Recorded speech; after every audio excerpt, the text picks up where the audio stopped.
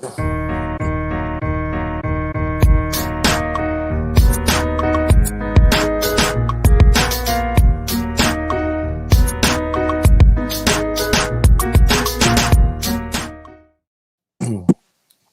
morning, y'all. It is Saturday, the day after, or I guess the day after the holidays of New Year's. We want to welcome Gabriel Duran, local Detroit artist. He released his new album.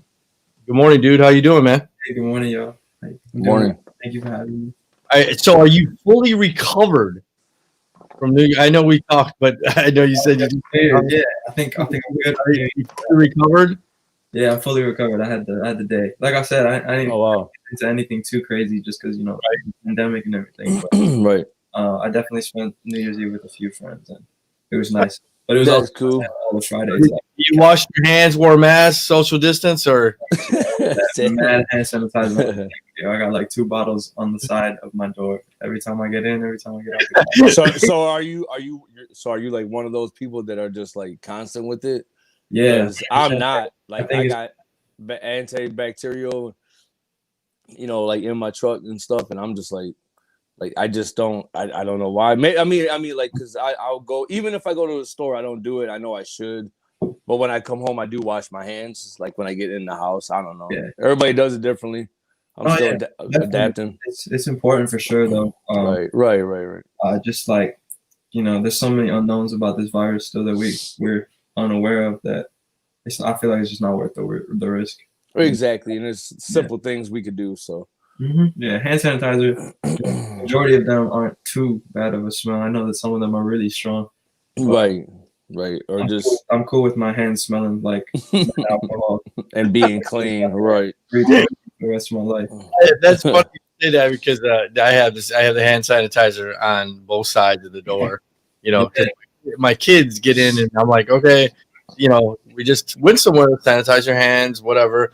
And then when we get home, they're like, I'm like, go wash your hands. You know what I mean? So you should just glop it on the doorknob, like on Home Alone and shit, man. Just glop it on the doorknobs. That's an important one for real. That's one I forget. Right. That's like a million times a day. Yeah, I forget about the doorknobs for sure.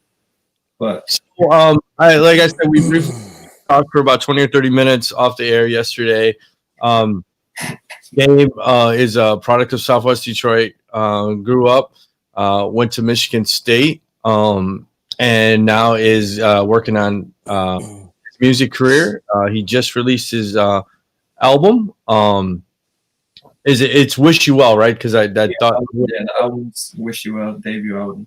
All right, and then so I'll play this for you, and then we'll get into the conversation, and then we'll go from there. So let me play this for some people.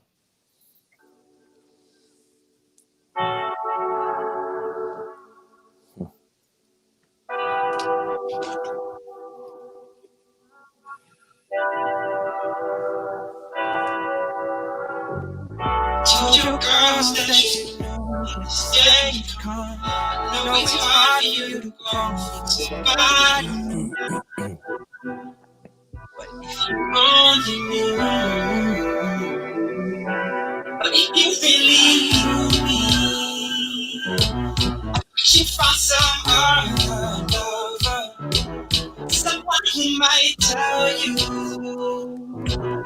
all the things you need to hear from me.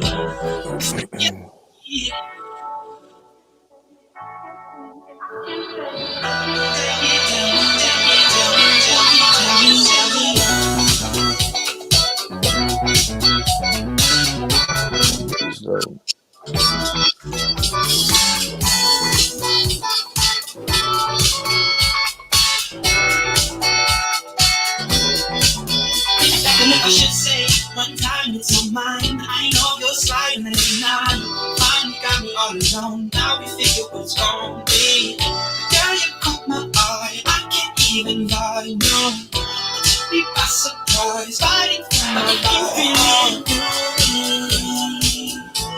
I bet you found some other lover, someone who might tell you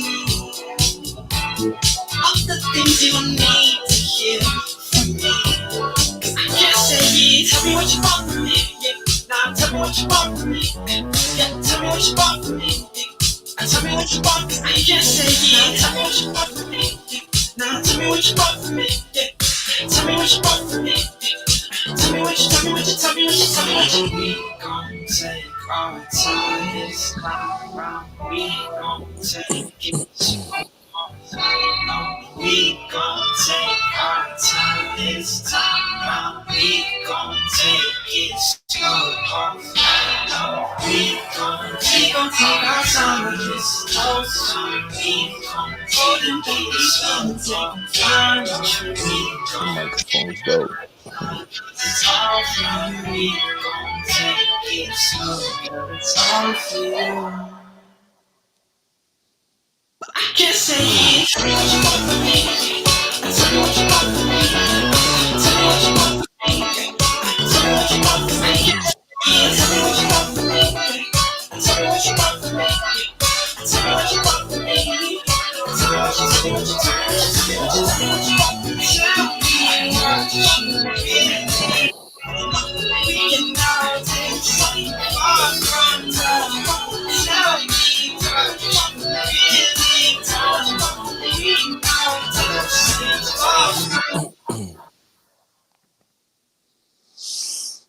Dope. I love that breakdown before the last verse.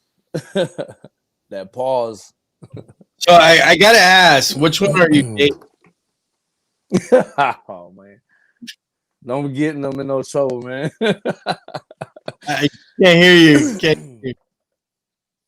Oops, my fault. I muted the mic. My fault. No, it's okay. So which one are you dating? Yeah, I was saying thank you for liking the breakdown and all that. No, the coolest part to me about that video is that honestly it was pretty low budget, and we relied heavily on just like mad friends coming out for it. Right. And so like everybody that you saw in that video is like somebody I went to high school with. No shit. You're not dating the two girls? No. Andrea. Nah, man, that's a different era. No. So congratulations. I mean, you say low budget, but it actually looked really good. I like. You couldn't tell. Yeah, I mean, for sure. I mean, from somebody that's not from music videos. So it reminded me of like a throwback '90s video, man. Mm-hmm. To be honest with you, and it went along with like the tempo of the beat and shit like that. You know, it like fit. It's definitely like super influenced by a lot of those like late '80s, early '90s, right? You know, funk sounds. And the video too is directed by Lancer and shot by actually another person from Southwest. Xavier Corliss is the photographer for that video. But Lancer's whole aesthetic is very like, she loves to shoot a lot of things on regular like the newer cameras, but also on VHS cameras too, so that she has like backups. And it's like it looks exactly like what it was because it's still being shot on stuff that. And what's the name? What's her name? Is it a female? Yeah. Her name's Lancer. Lancer Carson. Yeah. She did video. In the bio, like in the bio section of that video, you can find everybody. Okay. Yeah, I like to do research like that on some people because she did a badass job, man, for sure. Really dope. She also directed another video that we dropped prior to the release of the album for Top Down. She directed that one as well. Oh, right. Okay. I watched that. Yeah, she's super dope. Damn, yeah, man. They like I said, they remind me, and that's what attracted me to the album because it just reminded me of like not you know what I mean? Your music to me is such a mixture of different styles and just you're so versatile, man. And when I seen that video, like I said, it just reminded me of like a '90s video, but you know what I mean? Just like I said, it was just a great song, just a great fun song to listen to. And then the one we just played, I mean, that's like a New Year's song got New Year's Eve song written all over it, man. it's for definitely sure. A good dance song. Upbeat song, yup, for sure. So I know, like I said, we talked off air, and then Gabe was raised a single mother, Southwest Detroit. Lost his father at an early age. How old were you when you lost your father? I was one. So lost his father. Didn't really get to know his father, of course, 1 year old. was very hugely influenced by his grandfather. They are from originally from Chile, correct? Your grandfather came over from Chile. When did your grandfather come over? When he come over from Chile? So actually, my grandparents met in the like mid 70s in Paris. And, yeah, they met at a funnily enough a concert. Okay. Wow. Like a talent type night for my grandmother was studying abroad, and my grandpa was actually kind of like taking refuge in Europe due to the political climate in his country at the time. Okay. And they met at this concert, and about like a year later, they ended up, getting married. And my uncle was born actually in Paris, and then they came to the U.S. I'm not sure exactly the years. Did they originally come to Southwest Detroit, or did they go somewhere else? Right. I think when they first touched down from Europe, it would have been more like Redford, like the Redford area. Okay. My grandma, the house that I grew up in, even is a house that's been in my grandma's family for quite a few generations. So like there was just another family house. They didn't go to that house first when they got here, but the house had always been in the family. Okay. So, like I said, hugely influenced by your grandfather. He plays. He played in a band, correct? And played instruments. You said at 8 years old, you pick up, and you can say the instrument because I can't remember what you said. Yeah, the cajon. Yeah, the cajon. Okay. It's a percussive instrument that's like a drum. Sit on it. Yeah. Okay. Sit down and play. You start playing. And then you start picking up the guitar at about 14, because you have all this music influence, and you're like, hey, I want to start playing. And when do you feel like you're really good and comfortable? Yeah, so I started playing guitar when I was 10. I started writing songs when I was like 14, and I think 14, 15, 16, like that 3-year streak where I was still kind of I was still basically an amateur guitar. I didn't know like too much. I had just started writing my own songs, and those songs were pretty simple. Like they weren't anything like too big. Just like it could have been like feelings at the time that I was going through as like early teen, and like wanting to write, express myself through something like this. Right. I would say I started feeling comfortable, and I really started getting into like the mentality of like this is what I want to do with the rest of my life around like 16, 17. Right around the time when I was a part of a hip hop collective called Awkward Theory. It was also like a local group. With that name, that's sweet. And I know we discussed that, so that's pretty cool because you were saying that you guys were trying to play with a bunch of different instruments, because I definitely like the kind of the roots, live band, roots kind of deal. So acoustic. You guys have much success, because you know what I mean. Like, there's not a lot of hip hop groups that are playing with live instruments. Yeah, I would say that and Awkward Theory is still a thing that like those two guys, Supreme Flows and Damasio, they're my brothers. Right.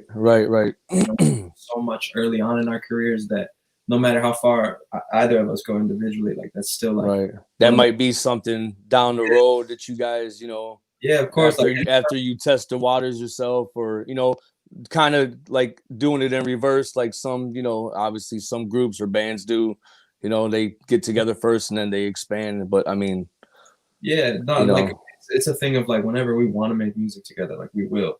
But we released an album together. That album was pretty successfully locally, I would say. Pretty successful locally. Quite a few people, supported us from the neighborhood. We had a lot of support from the neighborhood, like tons. That was really nice. Awesome. And that was also like that's what kind of gave us the confidence to keep pursuing this. After we were mad young. I was the youngest in the group. I was 16 when the group formed. 17, 18. We were like 16, 17, 18 year olds, doing this. And we found success with it. Like I said, we were able to play in a few cities in the U.S. and then we also had an international show in Mexico City. Wow, that's awesome right there. That's some experience right there. yeah. So that was pretty amazing. And like I said, like being that was like the first start for everything. Right. They're my brothers. Like that's huge right there in Mexico City. I mean, that's huge, man. I mean, I would think go ahead, Drake. No, I said so. You guys go to Mexico City. So how did that? I mean, how did that go? Going there and performing. I mean, what kind of people did you guys receive? Yeah, so we were opening for a pretty well-known artist down in Mexico City who goes by the name of Boca Floja. We were performing. We were opening for. Familiar. It was he was dropping. It was an album release night. That's what it was. It was an album release event. There was about 3 or 4 performers, and we were one of the openers because I actually had a Song on the album. I'd helped work on a song on the album, and the crowd was amazing, man. It was really cool. Like obviously all of our music at the time, you know, and they received us super well. Like they received the music super well. And then it was pretty cool to see at the end because like we had a merch table at the time where we were physical versions of the album and also like some t-shirts. Right. And once our set was done, like I remember I told the crowd about our merch table, but I said all of it in Spanish. And like, on everybody's faces, it was kind of right. You're like, okay.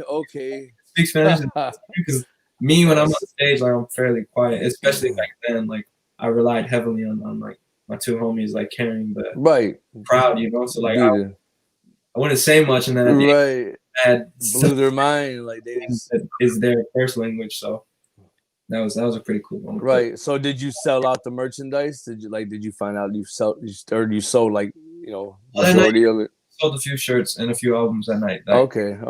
She did super well, and they really music. It was cool. We did like a 45-minute set. Okay. So, how many people were there? You know? Ooh, it was sold out. It was a sold out event. Like an estimate. It was a sold out, more intimate event. So I want to say between like 500 to like maybe 750. Okay. It wasn't like a huge room, but it was packed out. Right. Was it like concert? My first concert? No, so like I said, I've been playing with my grandpa for quite a few years. So okay. Thankfully, I had kind of already been like stage fright. Right. I was about to say, so you were like broken in. Right. Yeah, so I kind of I had some time. There was a buffer to get over some of that. Get comfortable, right? So I was pretty comfortable about that. But obviously, being in a different country, there were a lot of nerves. Yeah, that's why I said that's huge. There's so many different aspects of that, and just you don't know how they're gonna perceive you when you come out. That's like nerve wracking alone, right there. So once you get on stage and you see, you know what I mean, whether it's 300, 500. I mean, in my opinion, there could be 3. You know, it's all depending on how loud they are and how into it they are. So like you guys with the DJing too, I'm sure you know, like one of those records misses, like you lose their attention and right. Especially when it's the first time that everybody got low attention spans for sure nowadays. So it's over.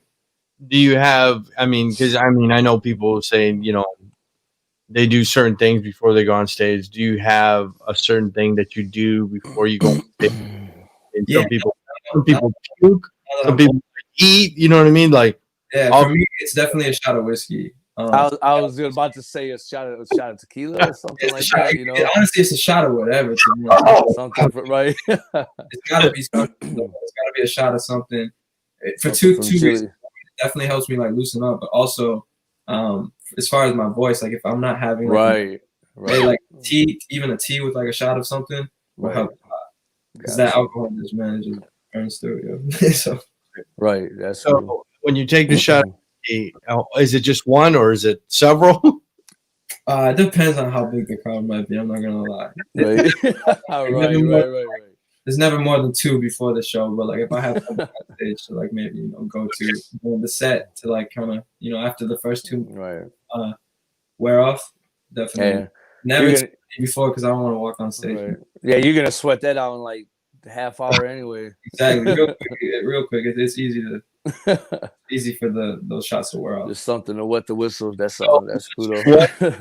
The nerves kind of go away. Do you feel more comfortable performing, or are you still kind of nervous and you're still on stage and like I hope everything goes well, or you're just like I'm good now?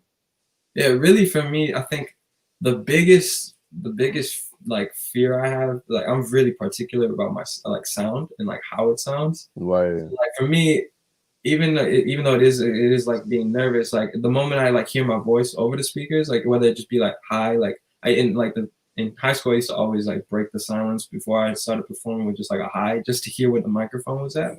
Right. And also to feel a little bit more comfortable too. Like really, it's really just like breaking that first moment of silence. After that, it's like it's a breeze. Right. That first moment of like, you know, not knowing how it's gonna sound out there, like not knowing how your voice is gonna sound, because like different systems, like you can sound mad different. Like especially like if somebody who's like on the board doesn't really know like how to mix your voice in. Right. For me, like that's why I get really like particular. Like I'm like a nerd when it comes to that stuff. I really care about that shit. So right, detail. I mean, when you, of course, you know, I've been around some artists and entertainment and DJing. So, so are you? How long do you do your sound check for before you go on stage?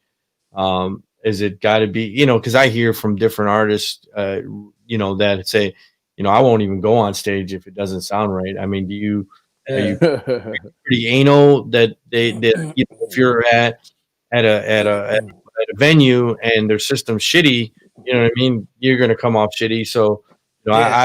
I've heard like Prince walk off the stage because he's like, "This, I'm not here." You know what I mean? Yeah, So, like people get really particular about it. For me, I haven't had to do like a sound check in a minute, to be honest, just because obviously last year there weren't too many like live shows. right. Never would I let it get to the point though where it's like, yo, like I'm not performing here. Actually, I think like one of my rules, and this is something that I was able to really like test and put to the test while I had the opportunity to go on the road with one of my big bros, Kemba. He invited me on to be a part of his crew on a few tours, not last year but the year before. I was just like helping him like with his merch on the tour, but also I would help with he would ask me to go and listen to the sound checks from the back of the room. It's like a test. Right. In the back of the room, you hear how everything's coming out. And the rule that I have is that you have to establish a relationship with the engineer. Right. No matter what, man. Like, because at the end of the day, like, that's crazy. Because shit, like, you're there. You know, you have this show. You don't want to let down the people that are coming to support you. Most important, right. But also establishing that relationship with the engineer. Like, if I'm a dick on stage, that person's not gonna want me to sound good. If I go and I'm like, yo, hey, what's good? Right. Hey, bro, like, thank you for like, you know, right. working out the sound today. Like, this is some things I'm a little picky about. Like, I see what kind of equipment y'all have here. Like, I understand if it's not like if we can't get it to where it needs to be, but I just wanted to make sure that you know me, so like we can have even just cues on stage of like me like mid set feeling like I can't hear myself in the monitors. Like, if I just have a connection, right? I have that connection. So you right. They're more likely to want to tend to the thing because I already went. I said I introduced myself. I was polite. You know what I mean? Because I definitely see like a few artists like they walk in like don't say hi to the engineer, like be like if something goes wrong, yo, it's the engineer's fault, it's not mine. You know, like they look at them like they're just the guy that plug in and like exactly know, and that's it. Plug my mic in and that's a wrap. Like I got you. Amazing, or they're gonna make you sound like they're not gonna care. They're just gonna make you sound like that. They don't care because at the end of the day, if an engineer's in a house, like they know what they're doing, especially if they've sat with that equipment for a certain and you know what? I always, for some reason, somebody always makes me pull out a wrestling reference or from a talent. Yeah. And that's crazy that you say that because the only people that I've ever heard talk about that, for WWE, like this guy, his name is Kevin Dunn, and he's the producer, like, or whatever. He does all that, engineer, produce, like. And Stone Cold Steve Austin said that one time. He said he built, speaking for himself, he built the relationship with him, and because he's the one putting you on TV. So like and that popped in my head when you said that, and I'm like, wow, that's something a lot of talents don't think about, no matter what you're doing. So yeah, so like, to get back to what you're saying, never get to the point where I'd be like, yo, I'm not performing here. Like, it'd have to be like great, like it'd have to be like you have mad shorts on stage and like I can get electrocuted by like holding the like, but never yo, I'd like to be, especially like just right now too, even the level I'm at right now. Like, I gotta anything, you know, everything's an opportunity, and at the end of the day, those engineers, like, they're people too, man. Like, you don't know how they're for sure, right? For sure, you don't know how, you know, what they're dealing with. Yeah. So going through COVID, I mean, I know you said you haven't did any live performances. I mean, people are scared. I you know, I've seen people throw concerts. I think I've seen, like, in Europe, they were throwing concerts, and there were still people, massive amount of people. Do you feel? I mean, going back. I mean, once everybody gets vaccinated and this shit kind of goes away for a while, or, you know, at least it's not as crazy as it is now. Do you feel comfortable performing at a venue with amount, you know, of, let's say 2,000 people? Are you okay with that now, or is it going to take a while for you to feel comfortable performing in live in front of a group of people? I think performing in front of a group of people, obviously, like the climate of the world has to be in the right place. You know, like you said, like if everything were to cool down. If, you know, depending on how these vaccinations go, depending on how serious people take like another wave of like a quarantine, or like needing to quarantine for a certain amount of time again, yeah, I definitely would be comfortable performing. I mean, even with the Numi video, like, we took the right precautions to have all those people in the video, right? But it felt amazing to just like even be on the stage, like that fire. Right. You know, it's just like and with the lights, like, I missed it. That was the main thing. After all of the musicians on stage, after we were done filming, we were just like, wow, that felt like a show. Right. It felt like something we hadn't experienced in a long time. But I know, humbled you a little bit again.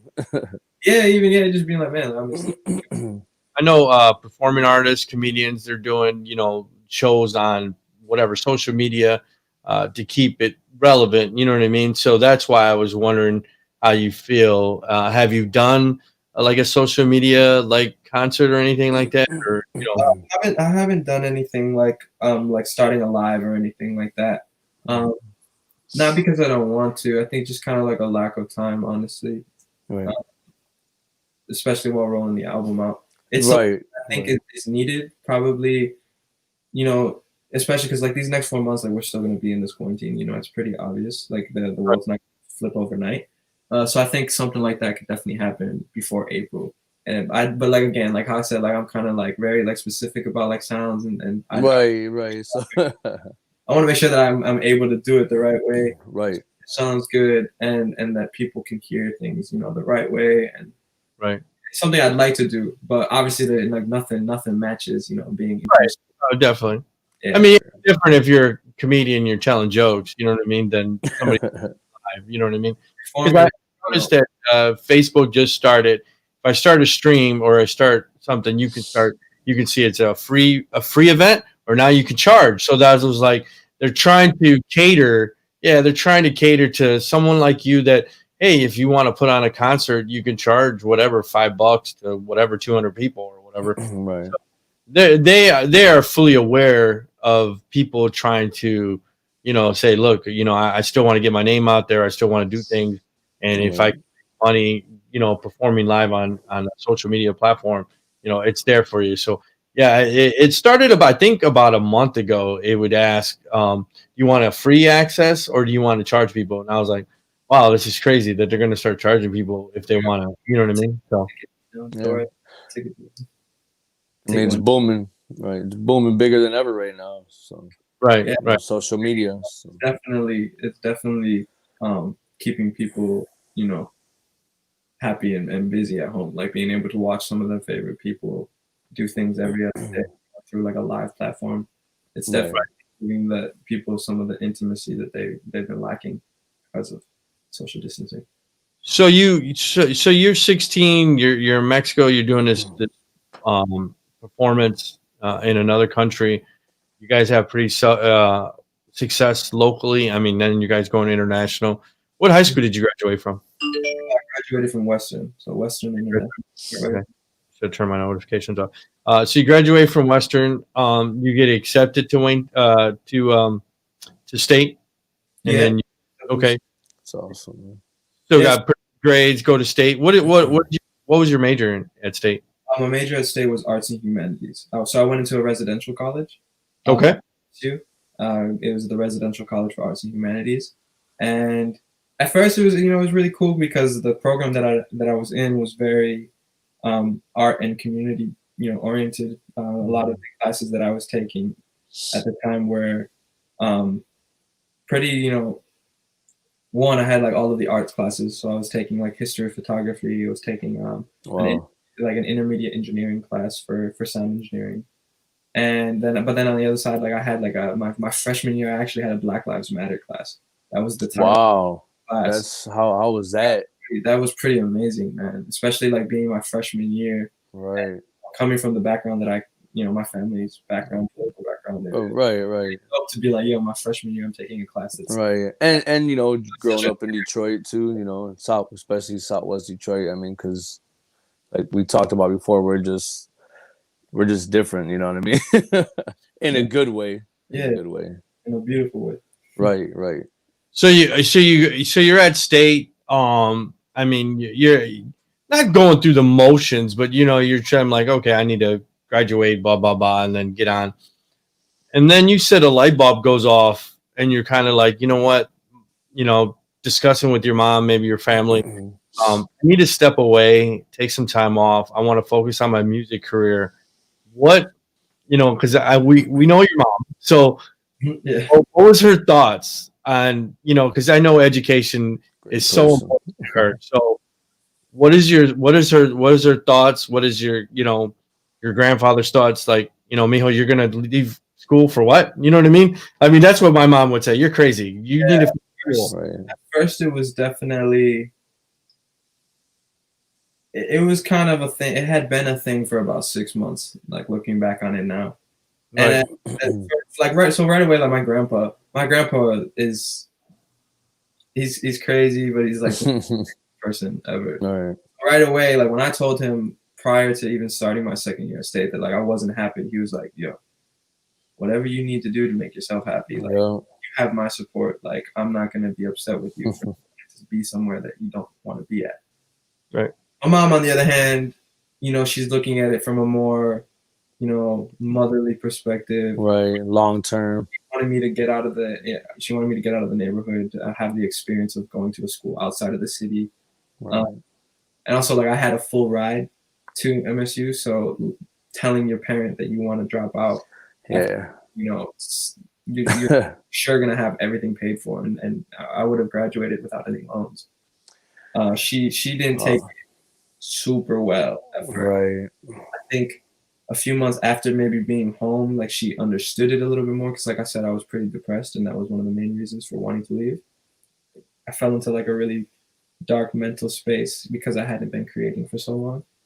Right. So my mom was pretty upset about it, but she understood a few months later, and I think we both would agree today that it was for the best. Right. So what year is this? 2018, I want to say. I dropped out. Yeah, it would have been.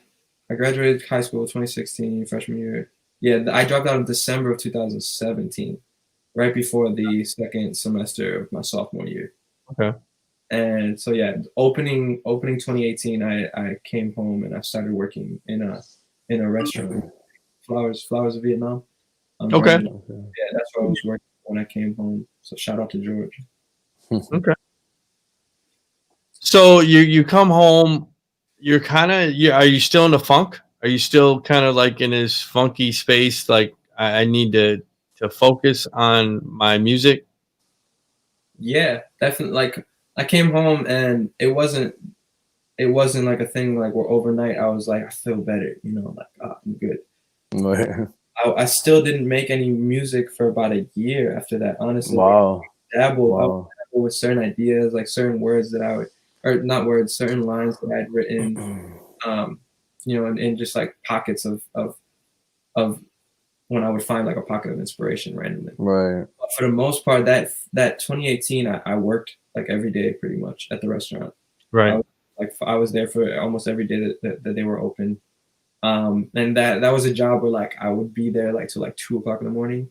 So right. I wake up mad late. Like my schedule was so off at that time. So that I left school because I wasn't happy because of how distant I felt from like my neighborhood, and like also just from like the inspiration that really helped me create. Like my neighborhood inspires me to create, and like I'm super far away from it, so struggle to create. And then I come home and like I'm in my neighborhood, but like now I'm on a schedule that doesn't necessarily allow me to like really appreciate anything around me, because I'm just like working, like trying to just stay occupied. Because obviously, like you come home from school, like I come home from school where my mom's already feeling a way about it. Like I can't just like sit on my ass all day, you know what I mean? Right. Like that would have been a problem. So I didn't really create for like a year, man, to be honest. So we're talking 2019.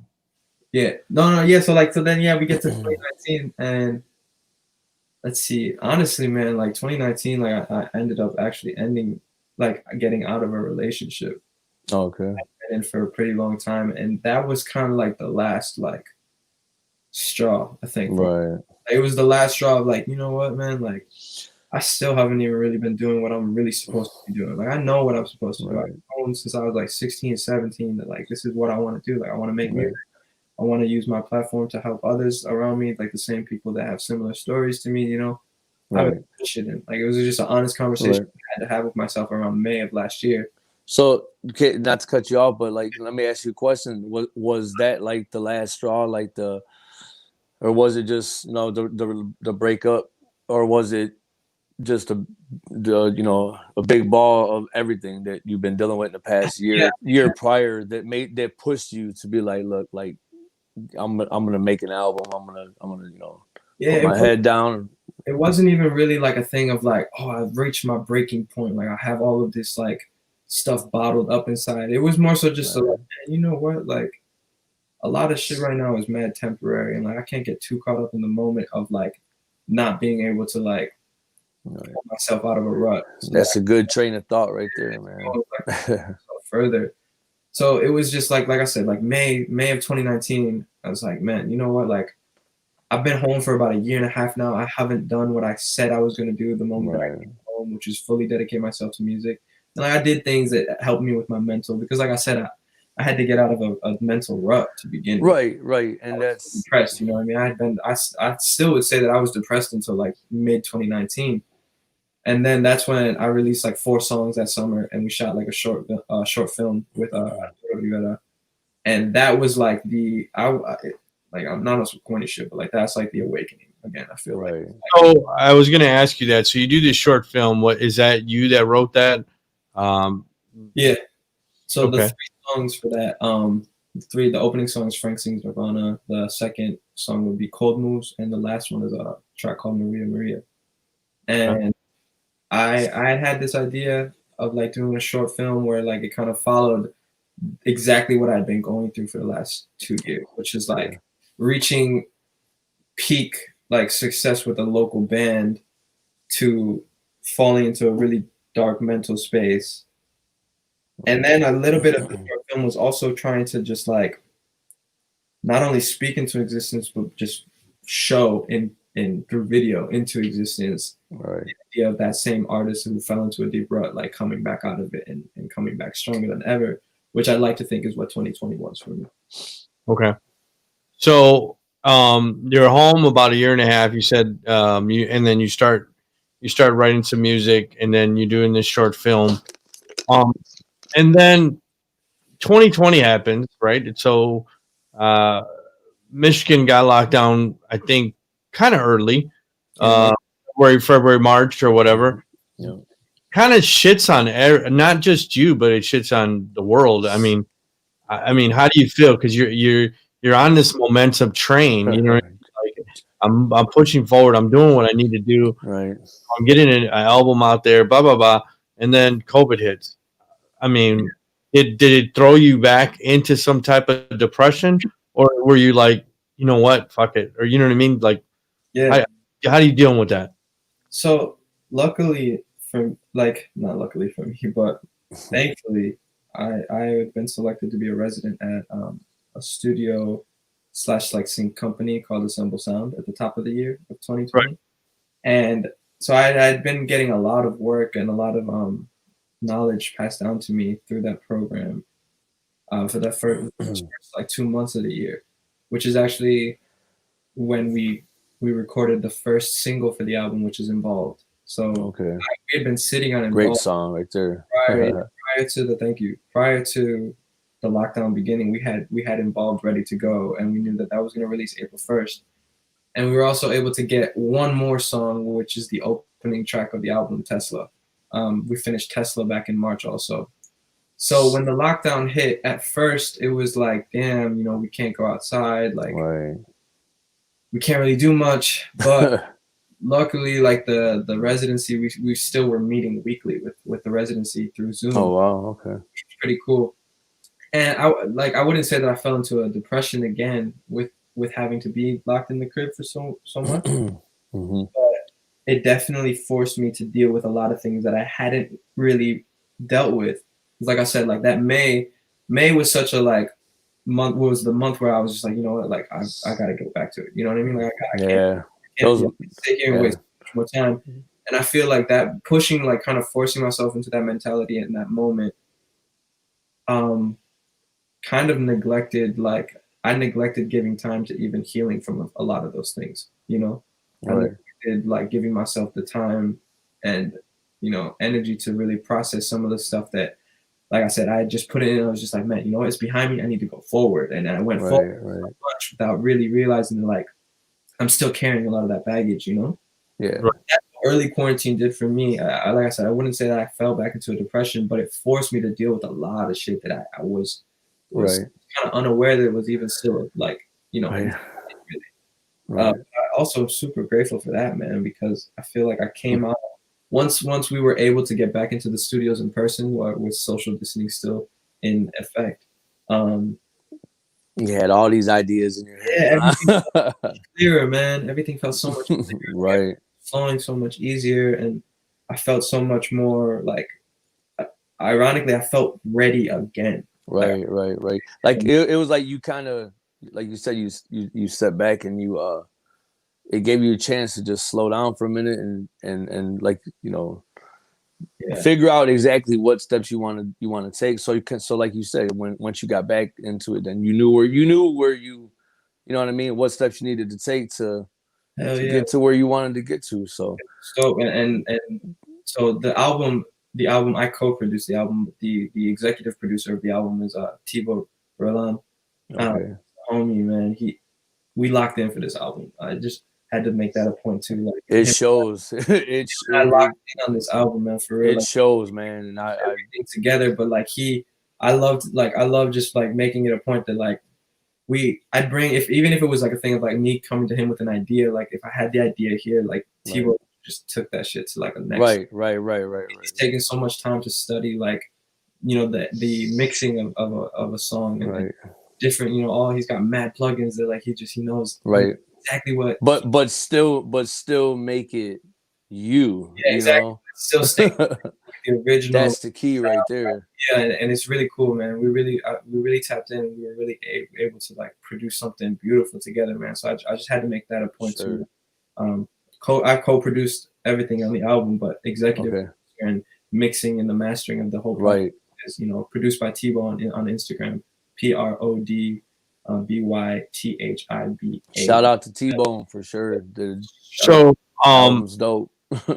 You released the new album, and you kind of touch about it because, you know, I've dabbled in the music industry. Mm-hmm. So my question to you as an artist, it's different than when I was in it 20 years ago. You didn't necessarily need to tour to make money. You could still make money. This is prior Napster. This is prior all that stuff.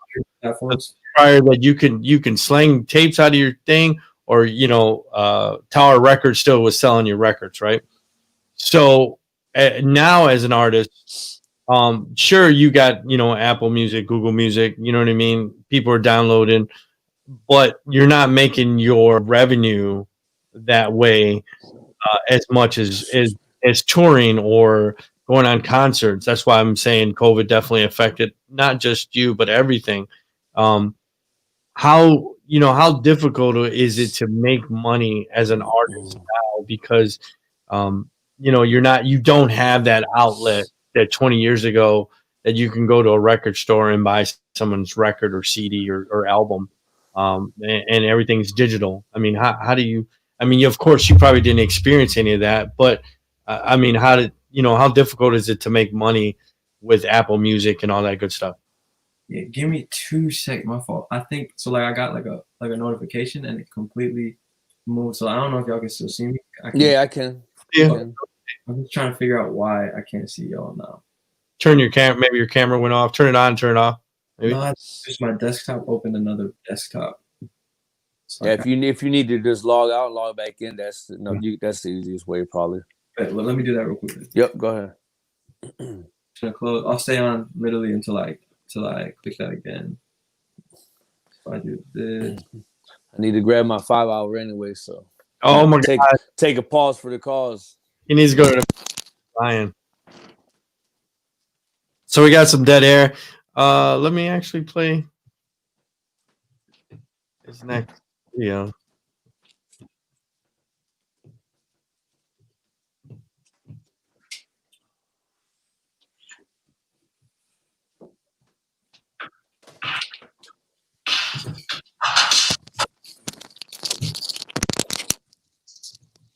I'm just gonna. Oh, there you go. You there? Right. Yeah. I was just video. Good timing. So what I was saying was, is it a pretty challenging trying? Because I know I asked you, how do you monitor? Are you monitoring, your downloads and all that? And you're like, yeah, I'm doing that, all that. You say you don't have a manager. Are you looking for a manager, or are you just kind of like I'm just kind of want to do my own thing? Yeah, right now I think the management. I think I'm still capable of holding it down right now. I think after either the next or the following after that project, it'll probably be time to delegate a little bit of the work to somebody else who could tend to it a little bit better than I can. Maybe that's where your mom comes in, huh? No, we tried that. Like I need to separate that. I was like, she had a little bit of some manager duties. Right. For Awkward Theory, and she held it down, man. My mom did a lot of it. Talking to your mom, and I didn't really mean that in a funny way. Because I know it's always there. Right, because I know she has her hands in a lot of great things. Yeah, she's a great person. She does a lot of great things. Yeah, I know your godmother says she's proud of you. She loves you. Julie loves you. She says. Thank you. I love her too. I see you repping the stand. I see you repping tacos. My shirt somewhere. Detroit loves tacos. Man. So how is it dealing with trying to generate money as a current artist now? Yeah. Honestly, it's still a lot without the pandemic. Before though, I was still working at restaurants, right? Because a lot of times, like when you're not performing consistently and you're not bringing in the money from shows, or you don't have a current project out where you can flip merch off of, it can get pretty hard because these streams don't pay nothing, man. Like streams don't pay anything. Like you're getting paid maybe 15. Like it's really bad. It's like 1,500 for like a mil. Like the money on behind streams is dead. Peanuts. And show merch money off of merch, is a pretty good way to some bread back. Sure. You're only investing so much, and then you're flipping it, and you're making a pretty nice profit. But shows is obviously the main breadwinner. Like you're getting paid, Yeah. Quite. I don't think that'll never go away. For like an hourly fee, even, or sometimes it's not even hourly. Really, it's just like one lump sum payment for like showing up and performing. That's what it comes out to. But early in the year, I was working at Los Calanes still, and that was the main breadwinner. And you'll see that it's typical of artists, I feel like, to work in restaurants, because I know I was complaining about the schedule earlier, but the schedule does pretty much align with like an artist's schedule, because even if I'm getting out at like 1 o'clock in the morning, like I don't go to bed till like 4.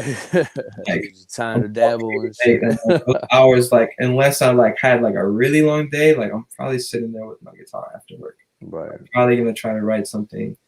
And that's how a lot of the earlier songs, a lot of that was that, like me up really late coming up with like a hook, specifically with Involved. Like I came up with the hook for Involved at like 4 o'clock in the morning. Wow. And I sent Tebow, like a voice memo of it to Tebow. And the craziest part, man, is like next to the next session that we had together, and like homie already put out a bunch of like he put drums together for it. So it was a thing of just like cutting that guitar. We cut that guitar, we put some vocals and like involved was and like that you know I took some notes yesterday when listening to the songs that I liked them. That's the first one that I wrote down was Involved. I was like, yeah, that was fresh, man.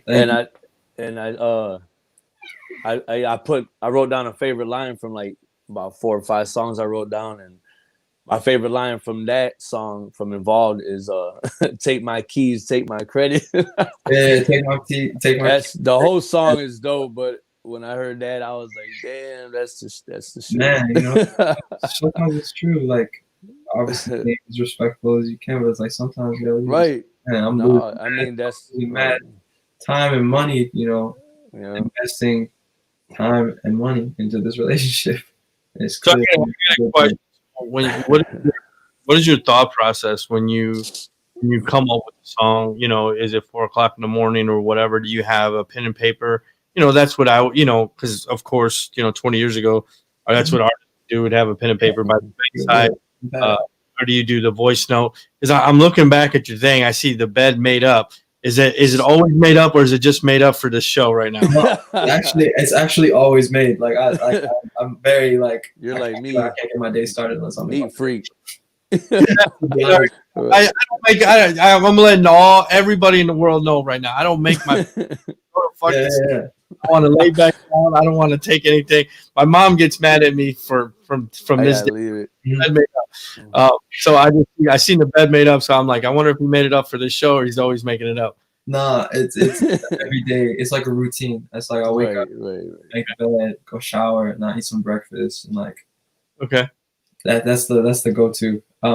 It's probably another. My mom has. That's the Detroit thing. That's how we was raised. I was very OCD. So like, if my room growing up, like I was not doing nothing that like she would just be. That's just not even a Detroit thing. That's a mom thing. Just make your bed. Yeah. She was not having. My room was like.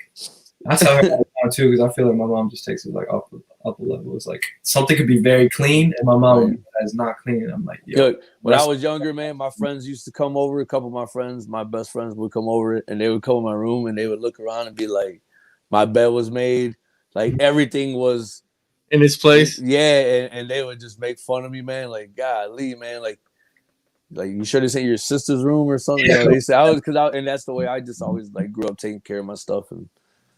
Make my bed, and when I come home, I can just lay on it. See, I'm now. Any chick that came over was like, "Whose drawers are these?" I don't know. He's like, "Yo, oh man." Sorry. Covers, Chinese and coats and covers. I don't know. Right. There'll be days where I don't care, and I'll be like, "Man, I haven't made my bed in like 2 days." Right. But like, it's got to be a thing of like I've just been chilling in the crib. It's a routine. Yeah. It's a routine. Yeah. So the routine is, do you leave the note by your bedside, or is it more the phone and you kind of just? Well, back to that. Yeah, the voice notes is pretty like it's open pretty much all the time on my phone. Okay. For me, I come up with the melodies before I end up writing the words. So the melody come first.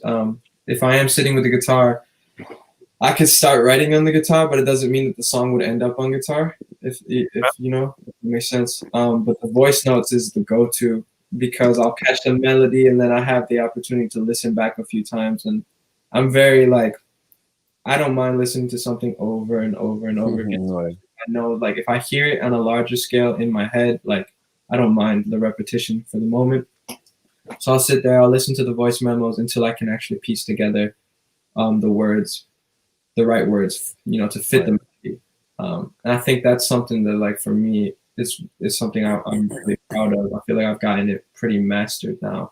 I like to be a little bit more percussive with the way that I sing. I've realized the way that I try to catch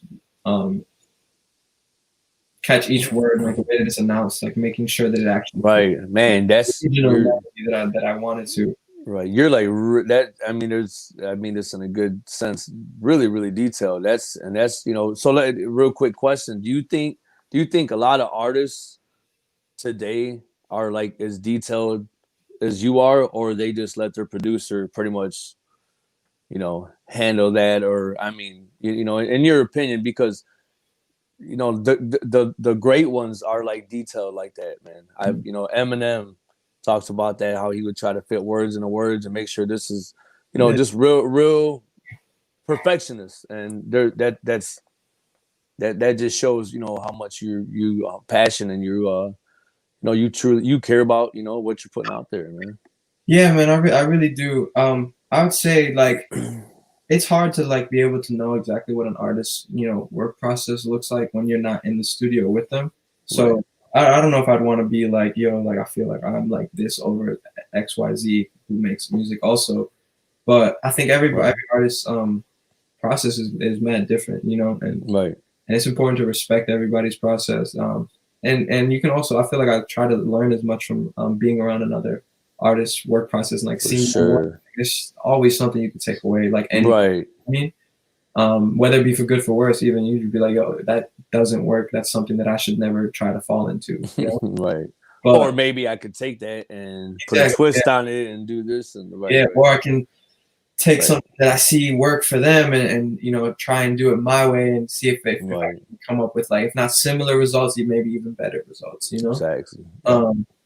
But yeah, it's definitely, I will say, like, music's at an interesting point right now, though. I do feel like a lot of it can be a little bit microwavy in the sense, like, man, it's just like a lot of the same ideas being, you know, put out, or just like, you know, having something and just changing like one small thing and then trying to sell it for something new. Seems like everything is a rush nowadays. Yeah, I think we're at a point, and this is just like I said, like an idea on a larger scale. Like, I think we're at a point where like the industry is valuing productivity, like producing more over actual like the feel and like the emotion, you know, being able to capture some of these emotions in the song. And granted, like, I won't say that there aren't some songs out there that fit both, you know. It's like, it's clear that they're just being produced like very quickly in the studio, but also it does resonate on a certain frequency for somebody else, you know. But for the most part, man, a lot of it is like just washed up stuff that's just like being sold, yo. Almost like it's the same. To me, that's a little bit whack, because it's like, I do wish people respected the artistry. And I don't like to, you know, like me and Drake, like I said, he was in the music promoting and dealing with, you know, some major people back in the day, and then he got me involved DJing and stuff like that. It taught me a lot, you know, about promoting and just, you know, how to be a people person and stuff like that. But yeah, everything was just so different, you know, back then. But and growing up, so my whole point is I've never been a DJ. Like, I've never knocked music. I just tell people I won't listen to it. But so, like, you know, going into the 2000s, as far as like the hip hop and all that, it was so hard for me to, I didn't listen to the radio for I don't know how long. You know, it's so hard for me because everything sounded the same. It just sounded the same, and you know, it's like everybody's trying to rap faster than somebody else, and so I started listening to, like, you know, like Adam Levine, and I'm trying to think of the group name and stuff like that. I started trying to listen to different stuff because of that, you know. But and I see a lot of that in some of your songs, like the I Knew, you know. I kind of thought of, like, it has that, like, you know, that vibe like that. I don't know why it's right, like but so I got a question for you. So I know you performed at different venues. So tell me, do you have anything? And a lot of people might not know what this is, but do you have any craziness that, or you even experience with writers? Have you say, look, I'm not performing unless you have some M&Ms in my room? No, honestly, we haven't gotten to writer yet. To, you know, being able to be like, a writer is basically, if you're an artist, you're requesting from the venue or whoever's promoting the show that this is what you request. I want a big tit blonde in my room before I go perform, you know, whatever. So have you got into writers? Have you requested there better be nothing but green M&Ms, you know, because green. I've heard green M&Ms. So that's why. I've never been in a position to where we have a writer on the floor. But when the tour that I mentioned being on with Kemba, we got to hear, we had a budget that was given to us every day, but we would always just take the cash instead of like having something. Usually it would be like, they have $40 or $50 for the rider. And we would take the cash and we'd split it at dinner in the evening. So then like we were just kind of trying to save money that way. That's cool. But I've heard smart, man. It's smart, man. All green M&Ms, or like I want Skittles, but I want them all separated by color. Like, damn, what in the world? Like, artists are just like, I know I have this like. I need a psychiatrist in the room with them too. I think artists people to do that stuff. You know what I mean? So to make them, you know what I mean? Like I want. Definitely, I'm sure they get a kick out of that shit. Just to show that they have, they have that pull. Sometimes I would think. I mean, I don't think I would do. I wouldn't do that. I wouldn't be like, yo, I need all green. Man, you want to waste time, man, asking for that? You gotta ask for something more important than that. I'm sure I'd end up doing something stupid though. So, make my bed. Make sure my bed's made in. Yo, for real. Like I need every 2 shots of whiskey on the. I need every pillow up straight on the couch. Right. Yeah. No, I was just wondering because that I've heard some crazy riders. I don't know what it was. Maybe it was Van Halen, or something. It was something about M&M's, the colors or something. But there's a lot like specific foods. Like they'll want specific foods, right? Cool, because like we definitely did vegans. We were able to have like Mediterranean food, like in Chicago. Like requested it. But then you have like I think it's J. Cole that's like gotta have like a box of Krispy Kreme or something. Okay, I donuts. Yeah, like something like that. So that could, I don't know. I'm pretty sure I heard that's something though. Damn. I don't have one of those yet, but probably someday. It'll probably be right. I like Reese's. Reese's is my favorite candy. Oh, okay. Reese's Pieces in the bag. Yeah, that's one of my favorites all time too, man, for sure. I'll take those over M&M's. Yeah, so let's go back.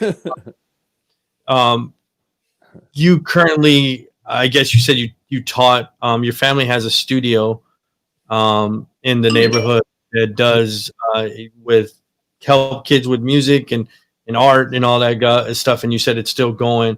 How was that experience? Yeah, so my family runs a cultural center called Garaje Cultural. It's on Livernois and Otis. Okay. It's the building with like a bunch of murals on the facade. Right. Side. It used to be the old Hacienda, right? Yeah, it used to be a warehouse for Hacienda. And Hacienda actually, Lydia Gutierrez and my grandpa are the two that came together to bring this cultural center to the neighborhood. Right. So we have a really strong relationship with them. They're amazing people. Lydia's amazing. Oh yeah, she's a friend of my family's, man. My mother and my family were a really good friend, and that was my first job. I worked for her. Really? Right across on Werner, across from McDonald's. That was my first job. Hey. 14 years old, and then I went to real quick. Then I went to E&L, and I got an application, and I got a job, and I told her, "Hey, I quit." She was like, "I actually delivered to Hacienda last year. It was one of the last summer, or not 2020 because we just started the new year. 2019. Right. I had like two. That summer, I worked like 2 or 3 different like really random jobs. Like I was painting in the burbs. Like I was like burbs, hustling. And then I was like, some days I was delivering tortillas in the morning with my grandpa from morning to like 12. And I was all over the place that summer. Right, trying to get that dollar. Yeah. The cultural center though, working there, obviously I'm all like I love my family and working with them sometimes can like anybody who works with family like you find problems along the way, but it was an amazing experience teaching guitar to kids for the 2 years that I did teach at the center. I still see some of my students around the neighborhood, which is kind of funny because like that's awesome. It was always funny because like there wasn't too big of a gap in age when I was teaching them. Like I was like 19, teaching like 17-year-olds, like 16. Okay. And then like obviously there were like younger ones too. So like seeing them around is always kind of funny, cool. It'd be like it's weird for me to be like I'm somebody's like teacher and they come up. Right. It's always funny to me. It's got to be amazing. I mean, an amazing feeling though. It was a great experience to like see kids. You see which ones wanted to continue it further. You see which ones are clearly there because their parents want them to be doing something for the summer. But is there any students that you've taught that are working on an album or anything like that? I'm not sure. I haven't kept tabs on the students. There was one kid, I forgot his name, but he was actually he was really good at guitar. Like he was I want to say like 16, and he was getting really good at guitar. I'm not sure how much further he took it after high school, because there's always that that decision for anybody that is an artist, but also going towards higher education. But yeah, nobody that I know that be working on music that. It's very. He was really good at guitar. There were a few. It's very easy too, for someone young, man, to kind of get discouraged, in the music business, in my opinion. It can be very easy to get discouraged. You can see some. Our neighborhood's amazing. Obviously, like we know that. You know what I mean? Like right. That we carry within us. No matter where we go. Right. It's especially like you said, when you're younger, like you have such a fragile mind that it's extremely easy to get discouraged. It's extremely easy to be like, man, like, is this dream too wild? Right. Exactly. Because of where I come from, or because of resources that my family might have right now, or like even just like the opportunities I have at school, XYZ, so many different things. Yeah, exactly. A number of things. For sure. Really, it's like they just keep going, It's up to them really at the end of the day. But providing that support for them, both mentally and even emotionally, like being like, this is something you want to do, you need to do it. I think is extremely important. And there's no telling on how far somebody can take it once you show them. Right. It could somebody might need a room with 500 people to show them that this is the right path they're on, but somebody also might be might need just like one or two people to keep going. It's different for everybody. But so you're teaching guitar, and you go from one instrument with your grandfather to guitar, and I think you told me that your biggest influence is like Santana. Is there a reason why you pick guitar over any other instrument? Yeah, Santana is definitely the guitarist I admire the most. Just because of his background also, and the heights that he took his music to. I definitely gravitated to guitar for there's like two main reasons. Like I know exactly which ones they are. Obviously, one being my grandfather had been playing guitar my whole life, and it's something that I'd always seen. There were always guitars around my grandparents' house, whether it be a regular guitar, whether it be a 12-string guitar, whether it be a 4-string guitar. There were mad string instruments throughout my grandparents' house as I was growing up. But the one that was also like, man, like a major, like, I was like, okay, I want to do that.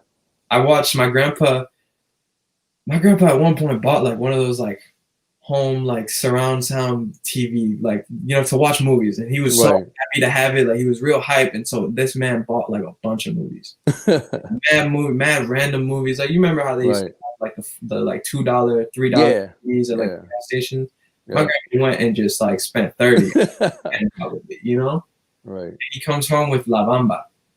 Oh man. And the Richie Martin's like like biodoc, but all like biopic, but like Right. He's gonna start crying. Go ahead. No, I'm sorry. I'm crying. Go ahead. The plane, man, I know. No, I can just see how you. And I watched La Bamba the first time, and I was like, man, I want these girls to like me like that. That's awesome. Exactly what happened. I promise you. That is awesome. Like, all he got to do is sing and just like dance a little bit, and like everybody on his he was on everybody's radar. I was like, I need that in my life. You wasn't even thinking about like learning the instrument. You were like pretty much you knew you was gonna learn how to play that eventually, play the guitar. Yeah, it was a thing, like I said, because obviously I'd seen the guitar, probably dabbled a lot throughout my life trying to play by myself. But that was definitely a moment where I was just like, okay, I should really try and learn guitar now. Like my grandpa wanted me to take classes for forever. Right. I think he even enrolled me at classes once, but it ended up falling. Or my mom enrolled me in those classes before turning 10, like 8. I think I got my first guitar when I was 8. Oh wow. Okay. But I didn't pick it up till 10. I didn't pick it up till after that movie. I didn't pick it up till after being like, that's something cool. Like one, it's cool because the instrument just sounds amazing, but it also it's like, like who doesn't want to just like that's your next Gabriel's flying guitar. The Flying guitar. Hey, but that was a cool I logo. see the guitar. You want to?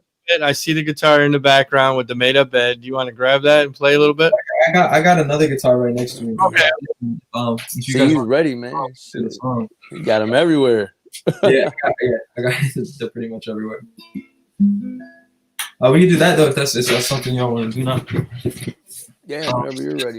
This song is actually probably I call it my favorite on the album.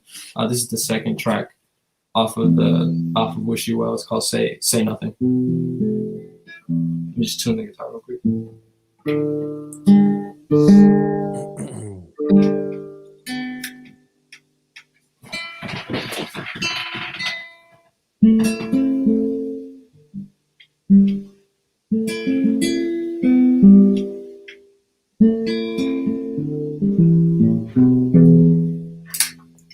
Yeah.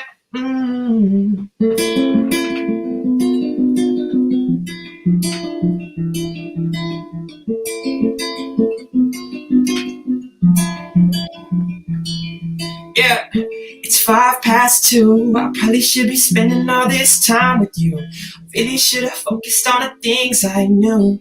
Reminisce about the way your body moves. It's funny how it's all the same. I love it when you call my name. You tell me hold it down like this. I've been rolling through the unafraid like this. They wanna stain my name like this. I've been on the same roads. Now you looking jaded cause you stay cold. Ain't nobody checking for you, not unless I say so. That's simple. And I move in silence with my kinfolk. I ain't stopping till I see my brothers on payroll. And they know that she wanna tell me something.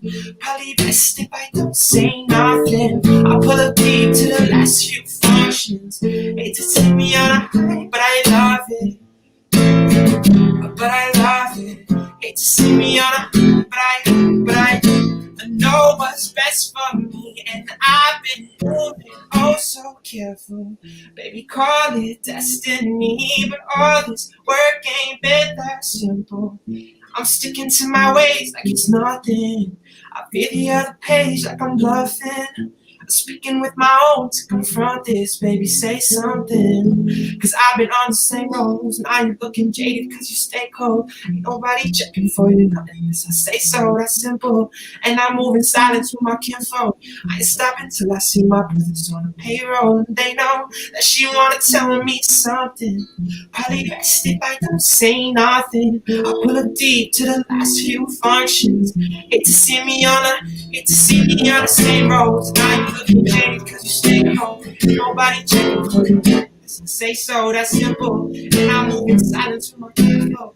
I ain't stopping till I see my brothers on payroll. And they know that she wanna tell me something. Probably best if I don't say nothing. I pull it deep to the few functions. Hate to see me on a high, but I love it.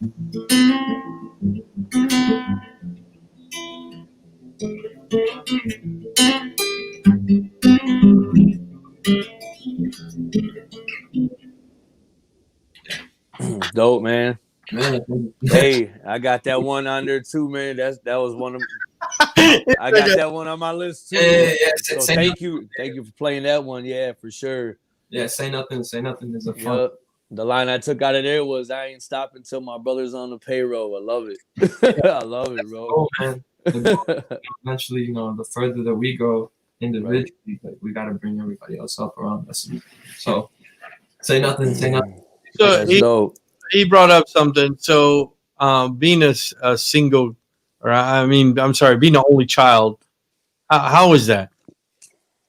Yeah. I think like anything, it had its moments where it's obviously the shit because like you're the only kid, so right. Like, you add attention. But then there's obviously moments where like mom, like you mentioned, my mom's a single parent, and though she had an extremely supportive family, like I had, if I wasn't, if I didn't have anywhere, if she didn't have anybody to watch me, like my grandparents were definitely there, Mm-hmm. Right.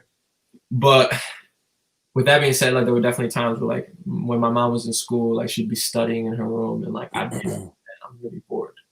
Right. Especially in the winter, because like obviously in the summertime, like you can go outside, you play with your friends on the right. like in the winters, like everybody's cooped up in the crib, and like, you know, you're not always. It's not like you're having to sleep over every night with your friends, right? So there were times where I'd be really bored and like really like even selfish of wanting to be able to just like be in my mom's room while she was, clearly trying to study for, you know, her own degree. But for the most part, man, I mean, I like it. I don't know what the other, you know, I don't know what it's like to have the brother or the sister. So right, compare the two, but fortunately, I do have my uncles. My uncle's two sons, my little cousins. They're like little brothers to me. Like, I like to think that they're like my little brothers. Right. I treat them like I would like to think I would treat my little brothers if I had little brothers. But I always my siblings. I'm the only child. The other ones were. My other siblings were adopted or left on the doorstep.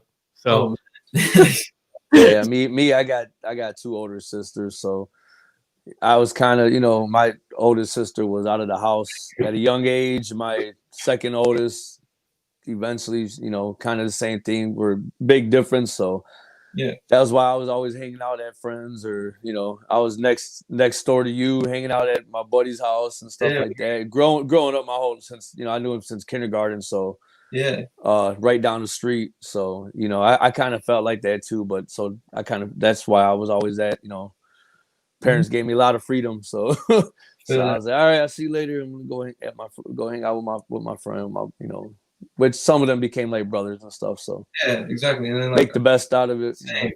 I ended up finding, you know, brothers in life. Really, right.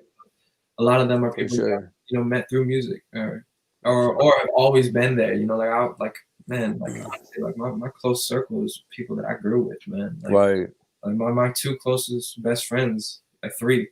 I've known them since I was born, before I was born, because our moms were extremely close in high school. The other I met when I was like, we met when I was like 4. And the other, that's like the homie, I've known him since like kindergarten, man. Like we met at school at academy, and we've just maintained the relationship throughout the years, and really mad thankful for them. You know, mad grateful to have friends like that, like you said, they become your brothers, you know, they So, but your mom being a single mom, she does a lot in the community, in the neighborhood, helping people, doing different things, doing the project, you know, the community center, and all that good stuff. And I think it's pretty much your DNA to help people. So you come up with a nonprofit organization. Tell me a little bit about that, because I know we didn't talk too much about it, but I wanted to bring it up. So tell me a little bit about that. Yeah, so I didn't start a nonprofit. I did start the artist fund though, just because I don't know, I don't want to like claim something that's not. With this album, though, it was another main goal that I had was I wanted to find a way to use the platform that I'm at right now to kind of touch back on what we talked about earlier about, you know, giving some of the youth, like, and obviously I can technically still be considered youth for my age, even though I'm 22, but like, you know, high schoolers, like, you know, early, like getting out of high school, giving them like just a small bit of like support, but also just like validating like the journey that they want to be on, and being like, yo, this is something you really want to do. Like, this is a small little token of what you know, this is from your neighborhood essentially. Like, I don't even view it as like a thing, because the way that we're raising money for the funds is we're selling signed copies of the album, physical copies. With an album insert with like a big poster with a bunch of different images throughout the rollout of the album. And back of the poster, I'm doing like personal messages to everybody in the album. So we're doing only 100 of those, and we've sold a nice amount so far. And with that money, 50% of the profit is going towards this artist fund, where we're doing $100 mini grants for artists in the neighborhood, like younger artists, obviously. Like, again, just trying to, you know, like, especially with the pandemic, like a lot of the schools in the neighborhood, we already know they don't have, you know, the supplies that they need to run a regular classroom. So when you walk into an art classroom, you see that shit times 10. It's worse, you know. I mean, you're broken art supplies, mad like outdated stuff.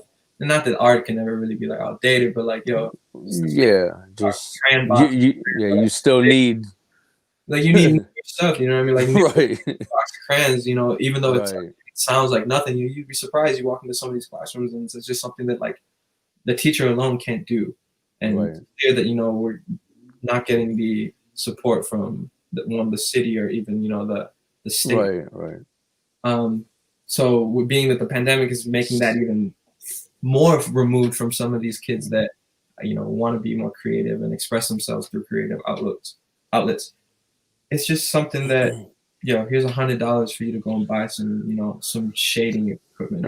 Right. It's a boost. Pencils, or even just like a few more sketch pads so that you have some for the next few months, again, while being in quarantine. That's the objective with the goal. Right.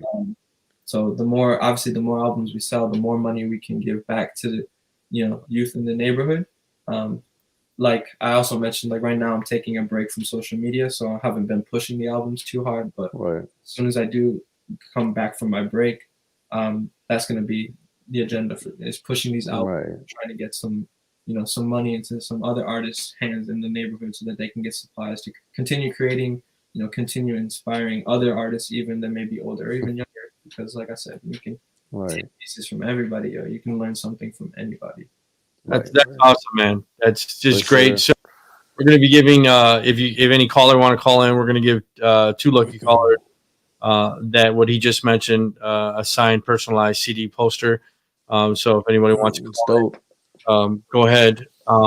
I think that's awesome, dude. You to do that. So and no matter what, whenever you give it back, man, it's gonna come back around. Yeah, whether you expect it to or not. And you know, and like you said, you're, you know, it's not just about you. For real, you realize that, and it's amazing. It frees up so much thought. We all think about ourselves a lot, you know. What I mean? You look at things on a larger scale and try to imagine like a bigger picture. It's bigger than the artist. It's you have a passion for music. Sorry, we gotta change that song, man. What do you? I can change it to Gabe's album. Please do that. Good morning, caller. Who's this? It's Angie. Hello. Number 1 fan. What up, Angie? How you doing, Angie? Angie, this number one supporter. Supporter. There you go.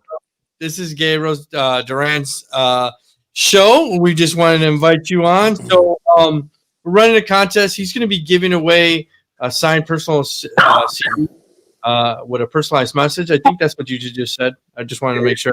Yeah. So okay, so we got a question for you. Uh-oh. You got it. I just called in to say hi. You say what's up. You set me up. You got a question for him? You got a question? Do I have a question for him? Yeah. No, I don't have a question, but I can say I never heard your music prior to the notifications about you coming on the show, and I am obsessed with your music. Oh, thank you so much. I feel like the music is, I know Alex said it before, one of the songs was like a Adam Levine feel, but I also feel like you have like that Robin Thicke type of vibe. Okay. So, and I love that. So like, I definitely have you on my YouTube playlist, and so yeah, like it's really good music. I love it. Thank you. I appreciate it. Thank you so much. Really. If you guess his you're welcome. If you guess his favorite number, you get it, okay? And I'll give you a hint. His favorite number? Yeah, I'll give you a hint. This person wore this on their jersey and it's probably considered one of the best basketball players in the world. 23. 23 is the number. Ding, ding, ding, ding, ding, ding. That was easy. There you go. Can you, Gabe? Can you tell me? You said it meant something. 23. Of course, he said he didn't. It wasn't because of Michael Jordan. What? Why? Oh yeah, the number. So the number for me is it's popped up so many times in my life, and it's become a way for me to feel connected to both my mom and my dad. So it keeps us connected through through that number, just like the randomness of where it pops up and where it appears. Okay. It's pretty wild. So it's just it's dope, man. All right. That's great. So I'll send you Angie's information and I'll take care of you on my end. Sure. Calling Angie. Thank you. Appreciate it. Keep supporting the show. Of course. Got you guys. Right. Happy New Year, Angie. Happy New Year. You guys all have a good day. Happy New Year. Thanks. All right. Have you, I know we were talking about the thing that you were, doing to donate, some of this stuff to get these kids sketch pads and stuff like that. Have you, how long has this been since you had this in play? Because I think Alex sent me the thing that was on like your bio or something. How long has this been in play? Is it just because of the new album, or how long have you had it? It's been something I wanted to do probably since the beginning of the year. Okay. I knew, like, releasing the album would be a much easier route because we'd be able to sell merch, and that's something that I can just directly take. You know what I mean? Like, the more merch we sell, obviously, the bigger the pot gets for the fund. So it seemed like it was much easier to go that route. But this is also, I feel like, the first phase of this idea. I know exactly what height I want to take the idea of giving back to. Okay. There's a few more, doors that I need to get through and a few more levels in life I feel like I need to reach before I can take it to that extreme of what I want to do. But I think this is a really cool start, and I'm looking forward to seeing what other artists, are able to create with like the small, it's a mini grant, right. $100 for art supplies, or even, like I said, just like validating that journey that they're on. I think it'll go along, and hopefully, they'll continue to inspire the people that come after them.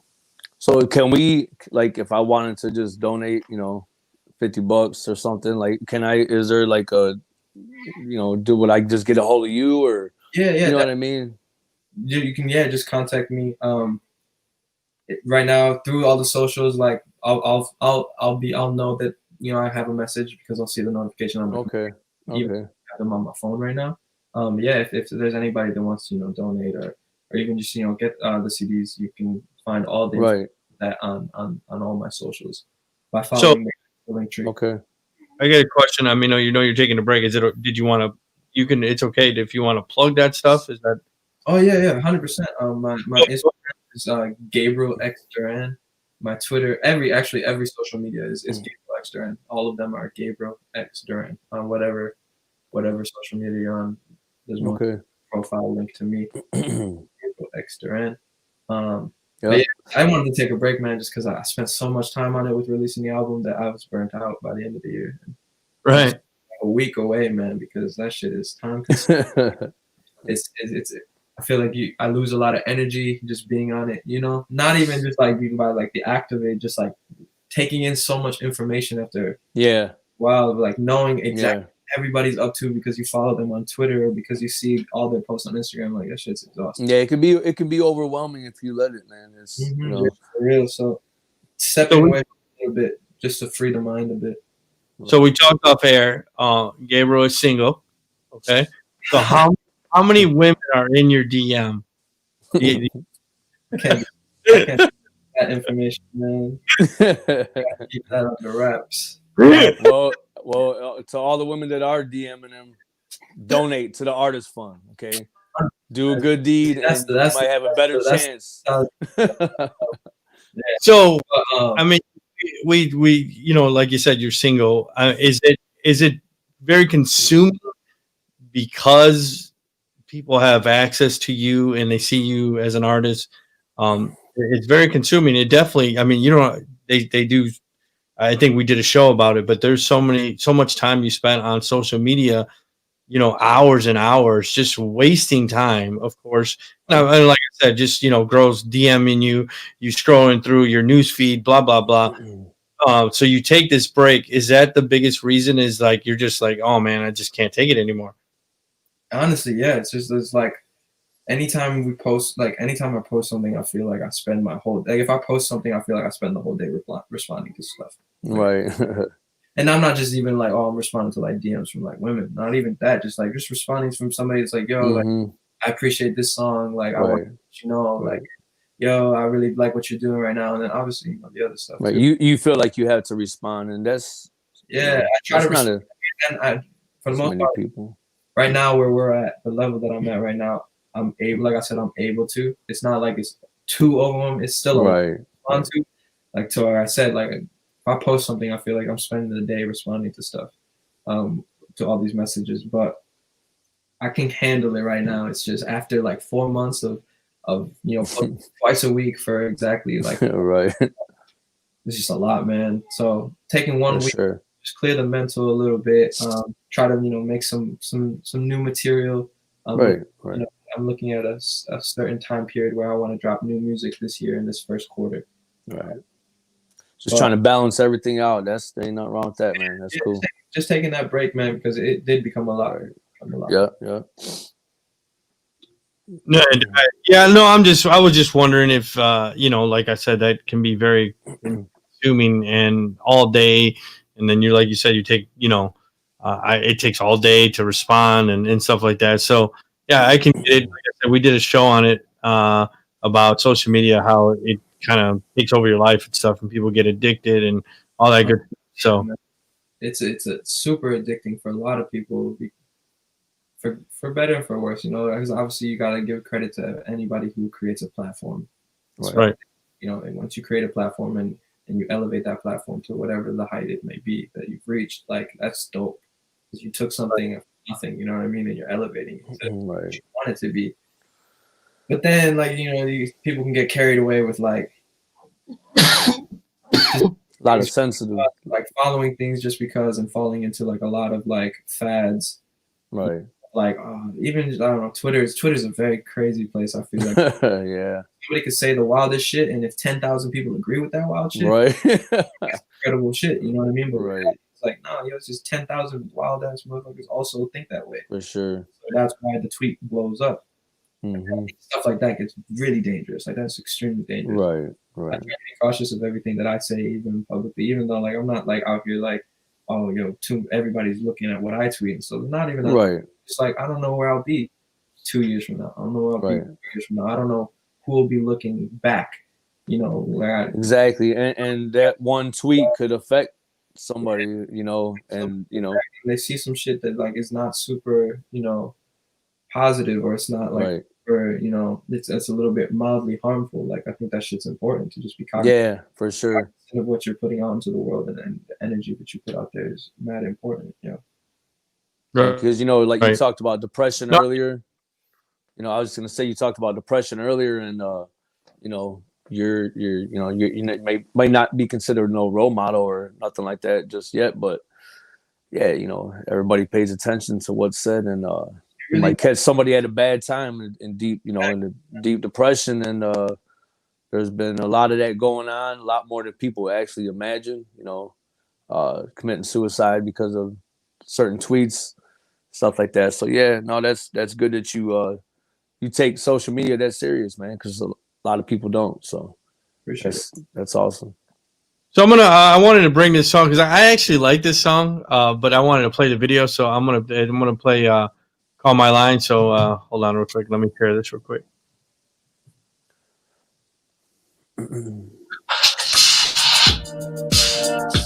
It's hard to have this distance between us, but all I know is it's between you and I. If I spent my money on the model, I ain't got no change for another day. If you tell me it's all for me, and I might get it all. Tell me about some time. What you said to me. Tell the whole world you're mine. If this ain't make believe, you're gonna waste some time. And I can't wait to see all the things you said to me. Baby, won't you call me?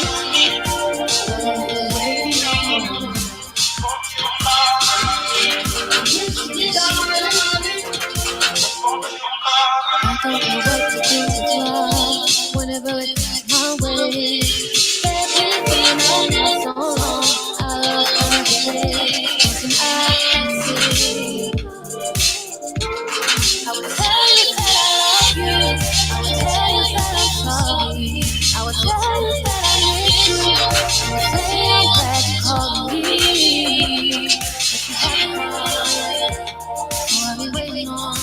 waiting on, but I won't wait forever.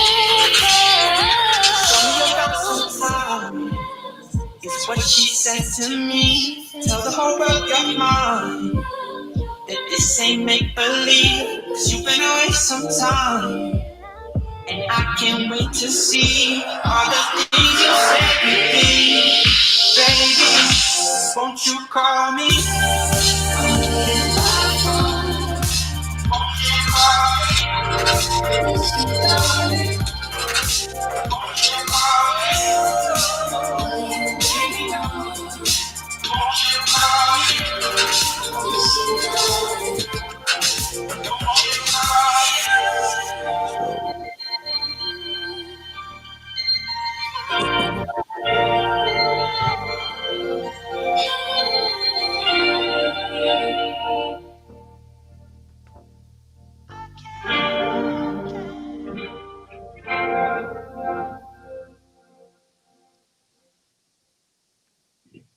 That's dope right there.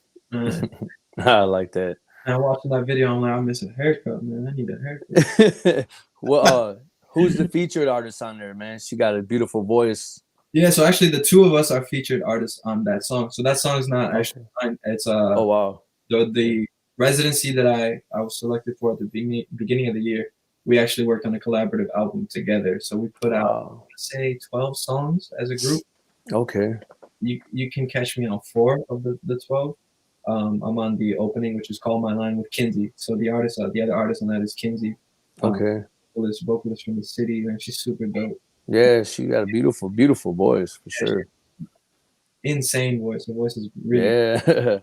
And yeah, you can catch me on 3 other songs on the project too, alongside incredible artists from the city, man. There was 14 of us selected at the top of the year. Okay. Kinsey being one, myself being one.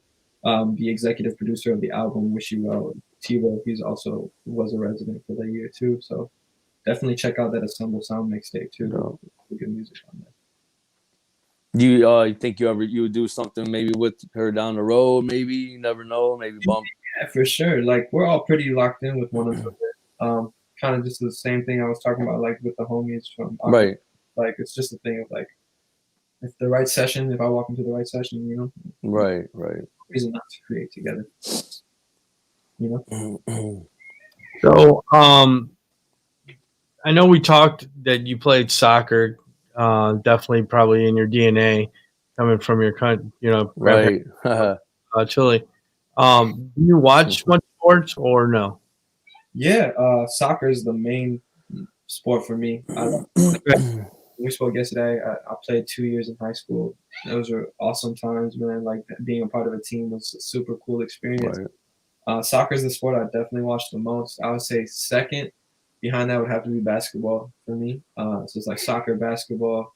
I probably wouldn't even really be able to pick a third, to be honest. Like right, and just love those two. It's like it's kind of wild, but like tennis is kind of cool. I'm not gonna lie, tennis. Watching tennis, is pretty interesting.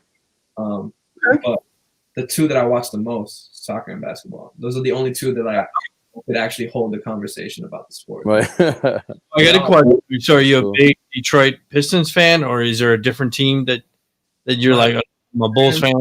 No, I think at heart I'm a Pistons fan. You know what I mean? But like anything, even though you hold it dear in your heart, if it's hurting you, you know what I mean? You gotta walk. Tough to watch for sure. Yeah, you gotta walk away at some point. And I think right now the Pistons is something to walk away from watching. I don't have another favorite team. Like when it comes to sports, I have a team that's like either because it's either my hometown or it's because it's connected to me somehow. Like right. But I just appreciate watching all teams. In soccer, I have 5 favorite teams. In basketball, like I'm clearly like this year, like I'm gonna watch I'm gonna watch the Nets go off. I'm gonna watch young teams in the West, do their thing too. Right. But soccer is where I think I have like a little bit more. Like Chile, obviously, is the number 1 country for me. Right. Right. My team is probably Barcelona. Second or behind them would have to be like Spain. Spain, I know. Spain had a crazy dominant team in the late 90s going into 2000s. Am I right? Even the as of late, the most dominant Spanish team was the 2010. Like I remember, if I'm not wrong, I got couple names: David Villa, right? Yeah, David Villa, and there was another one. Oh gosh, Sergio. Like, was it? I can't remember the name, but there was a couple. They had like about 5 stars on their team. I remember that. That Spanish team that won the World Cup in 2010. Their starting 11 was made up of 2 teams only, like 2 club teams, which was crazy. And Real Madrid. Real Madrid and Barcelona made up that starting 11 that won the World Cup, which was pretty wild, yo. But right. Yeah, I watch a little bit. I try to watch a little bit here and there and stuff like that. I love playing it whenever I get a chance to relieve my mind. The FIFA definitely is the big international sport. It's not as much as here in the U.S., but being from Chile or your family, have you been to like a huge game there? You know what I mean? Because I mean, we as fans, our biggest game is like the Super Bowl, right? Yeah, in the U.S. Sure. To be honest with you, soccer is bigger. A lot of people don't know that, but soccer is bigger. I mean, you can have 100,000 fans in the stadium. So have you experienced that going back? Because I know you've been back to Chile a couple times. Have you gone to a soccer game? I've been fortunate enough to go to a few different professional games. When the Copa America was here in the U.S., we traveled to, I want to say, Philadelphia to go see Chile play. That was cool. It was definitely, it wasn't like a packed out stadium here because, like you said, like there's the interest for the sport here is not where it's at on a global scale yet. Right. But I also I went to a soccer game, a professional game in Mexico in the city of Querétaro to actually see Ronaldinho play. It was like a Brazilian legend, and that stadium had at least 70,000 people in it. Wow, that had to be amazing. That had to be amazing to be able to. Man, like you're seeing, like every time a goal scored, you're seeing everybody throw their beer into the air. They don't. Every beer is falling on everybody from the stands because you got. That's crazy, right? Everybody's chanting, man. Like you see people locking arms, and it's like nonstop. And it's nonstop for 9 minutes. My grandpa's big. The reason why I probably missed out on so many games while in Chile, I've been to a few professional games while visiting family, but my grandpa always complains when we go because he'll be like, man, why do they stand for 90 minutes? He's like, I can't watch the game. I just want to sit down and everybody around me because like the whole time everybody's on the edge of their seat and anticipating the next goal, So like my grandpa would get hot, man. He'd be like, man, sit down. That's serious. I'm like, man, but it is though. Like if I wasn't you, like I'd be doing the same thing. Like I'd probably be annoying the person because it's an adrenaline rush, man. Being in those stadiums and seeing some passionate fans, man, undefeated, man. That and performing live got to be hand in hand for me. Well, that's got to be I think that's on my bucket list to go to a game somewhere where there's 50,000 plus fans. I definitely want to go. I'm not a huge fan, but I just want to experience that. You know what I mean? Right. Well, Detroit, was supposed to have the MLS. They're supposed to have an expansion team. I don't know what's going on with that. Fell through, man. Gilbert. Right. Okay. Gilbert was supposed to be the one behind. Right. They ended up giving it to another city in Ohio. Was it New York? I think obviously probably New York or something. 2 teams. Yeah, New York has 2 teams in the US. Okay. See, they always get 2 teams and. Yeah, exactly. Like can't stand New York teams. I'm sorry, man. Hate the Yankees. Hate the Jets. Hate the Giants. I'm sorry. I'm a Detroiter. No love. So we want to thank you for the show. If you want to stay on, we'd love to have you on. We'll whip through it. We talk about politics and sports and stuff like that. We definitely want to tell you thanks for coming on. We're gonna bump into sports. So I know you were talking about NBA.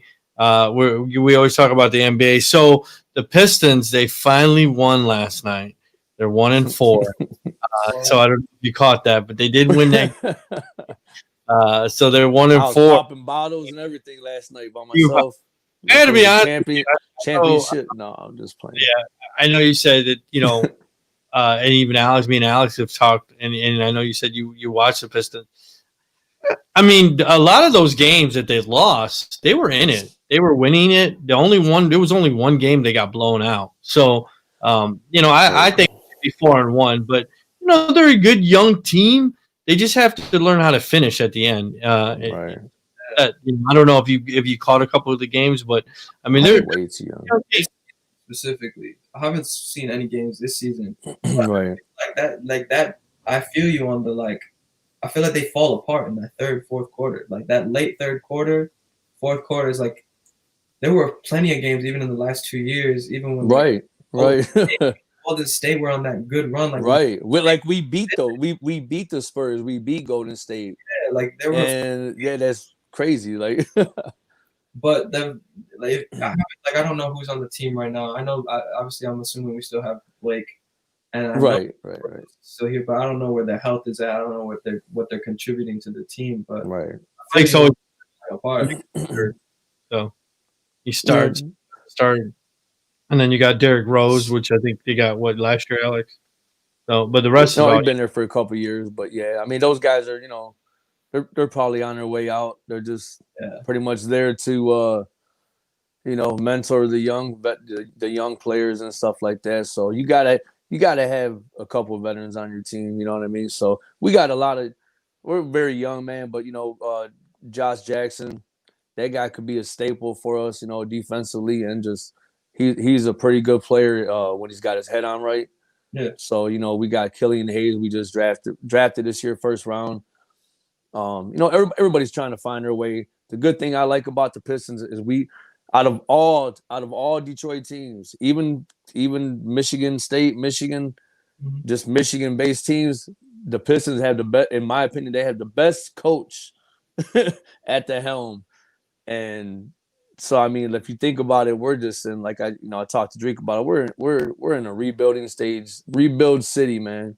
Yeah. The Red Wings are young, Pistons are young, Tigers got a new, so all the way around, Lions are what they are. I feel like the Lions, man. Same thing. So, I try to be optimistic about, new seasons, new players, coaches, and all that, but eventually you got to have some stability and stuff like that when it comes to that. So we'll see though. Yeah, the rebuilding. You were talking about the Lions, so and Alex have talked about it. So they definitely said, of course they lost the last couple or whatever. They got their last game tomorrow. Matthew Stafford or Carson Wentz is definitely going to go to the Colts. I mean, did you read that article, Alex? Yeah, I don't know, man. I don't know. Obviously, it depends on what head coach we bring in and stuff like that. But I'm like wishy-washy. I'm like flip-flopping with as far as Matthew Stafford coming back. I feel like he'll come back because he's just been here for so long, right? And that might be and at the same time, if I can't remember who I said he would go to. I kind of thought he would go Atlanta. I thought he would go back home, but I'm kind of my very first instinct was I could see him going to San Francisco. I think that'd be a great fit for him, good fit for him. But I don't know. We'll see, man. We'll see. But yeah, tomorrow definitely gonna watch his last game. I've always been a Stafford fan, so he's trying to play. Guys got a heart of gold, and guys strong as an ox, man. So he's trying to play tomorrow. I don't even, he's obviously playing for a job, if not here, somewhere else. So we'll see. So, Gabe, since you went to state, did you go to any of the state football games? I didn't go to football games. I went to basketball, though. I went to basketball games. Okay. And my last year there actually was the year that they went pretty far. Yeah. Okay. It was like Final Four, I'm pretty sure. Wow. It was I left. The year after I left, they ended up going like Final Four. But those basketball were hype, man.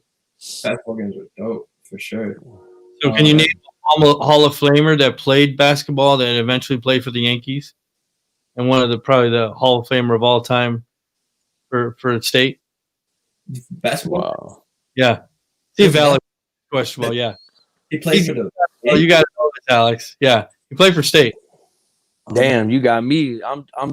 I know it, but I don't know, man. I'm okay.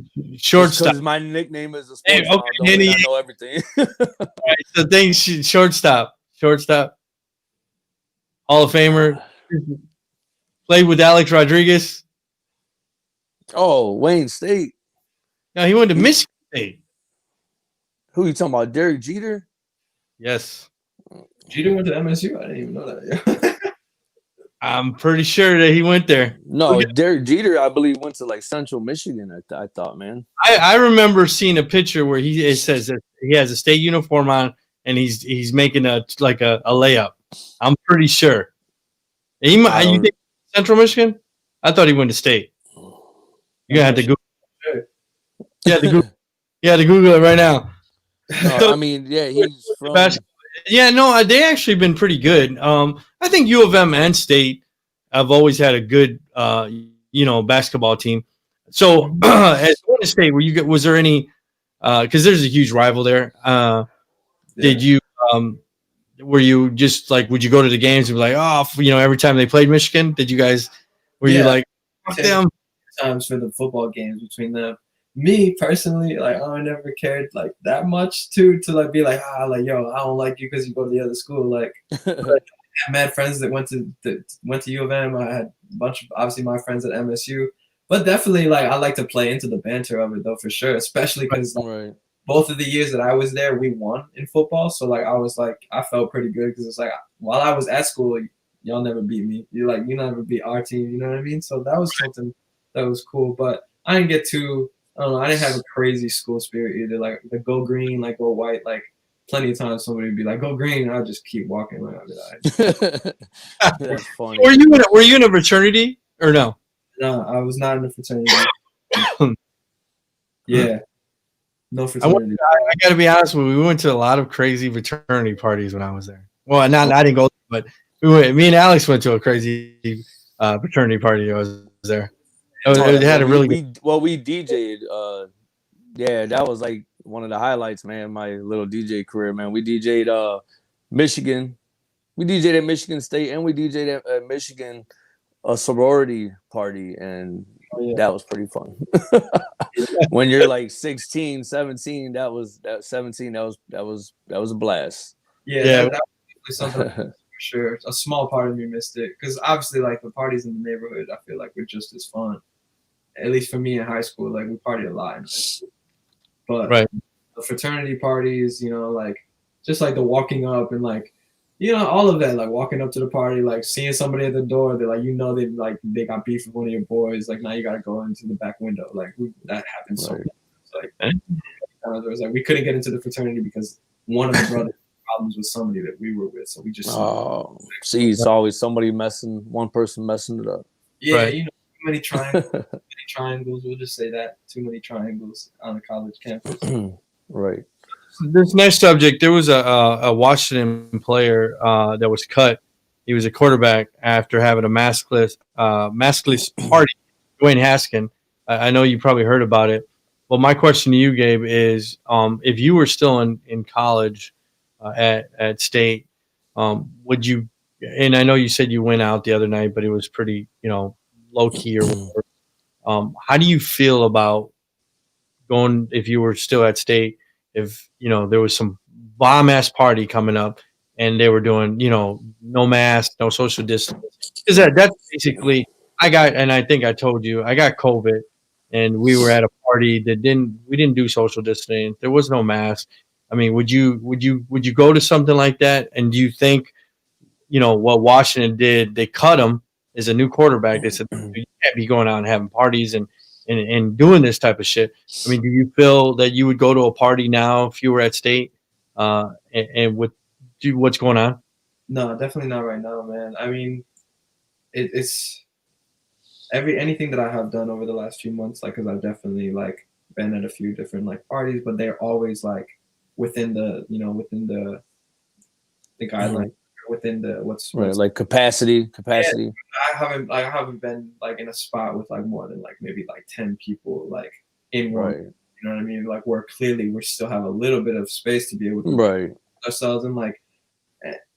But at like college campuses right now are definitely like hot zones for this shit. And me knowing like, man, like I have asthma. I've had asthma since I was young. Oh wow, okay.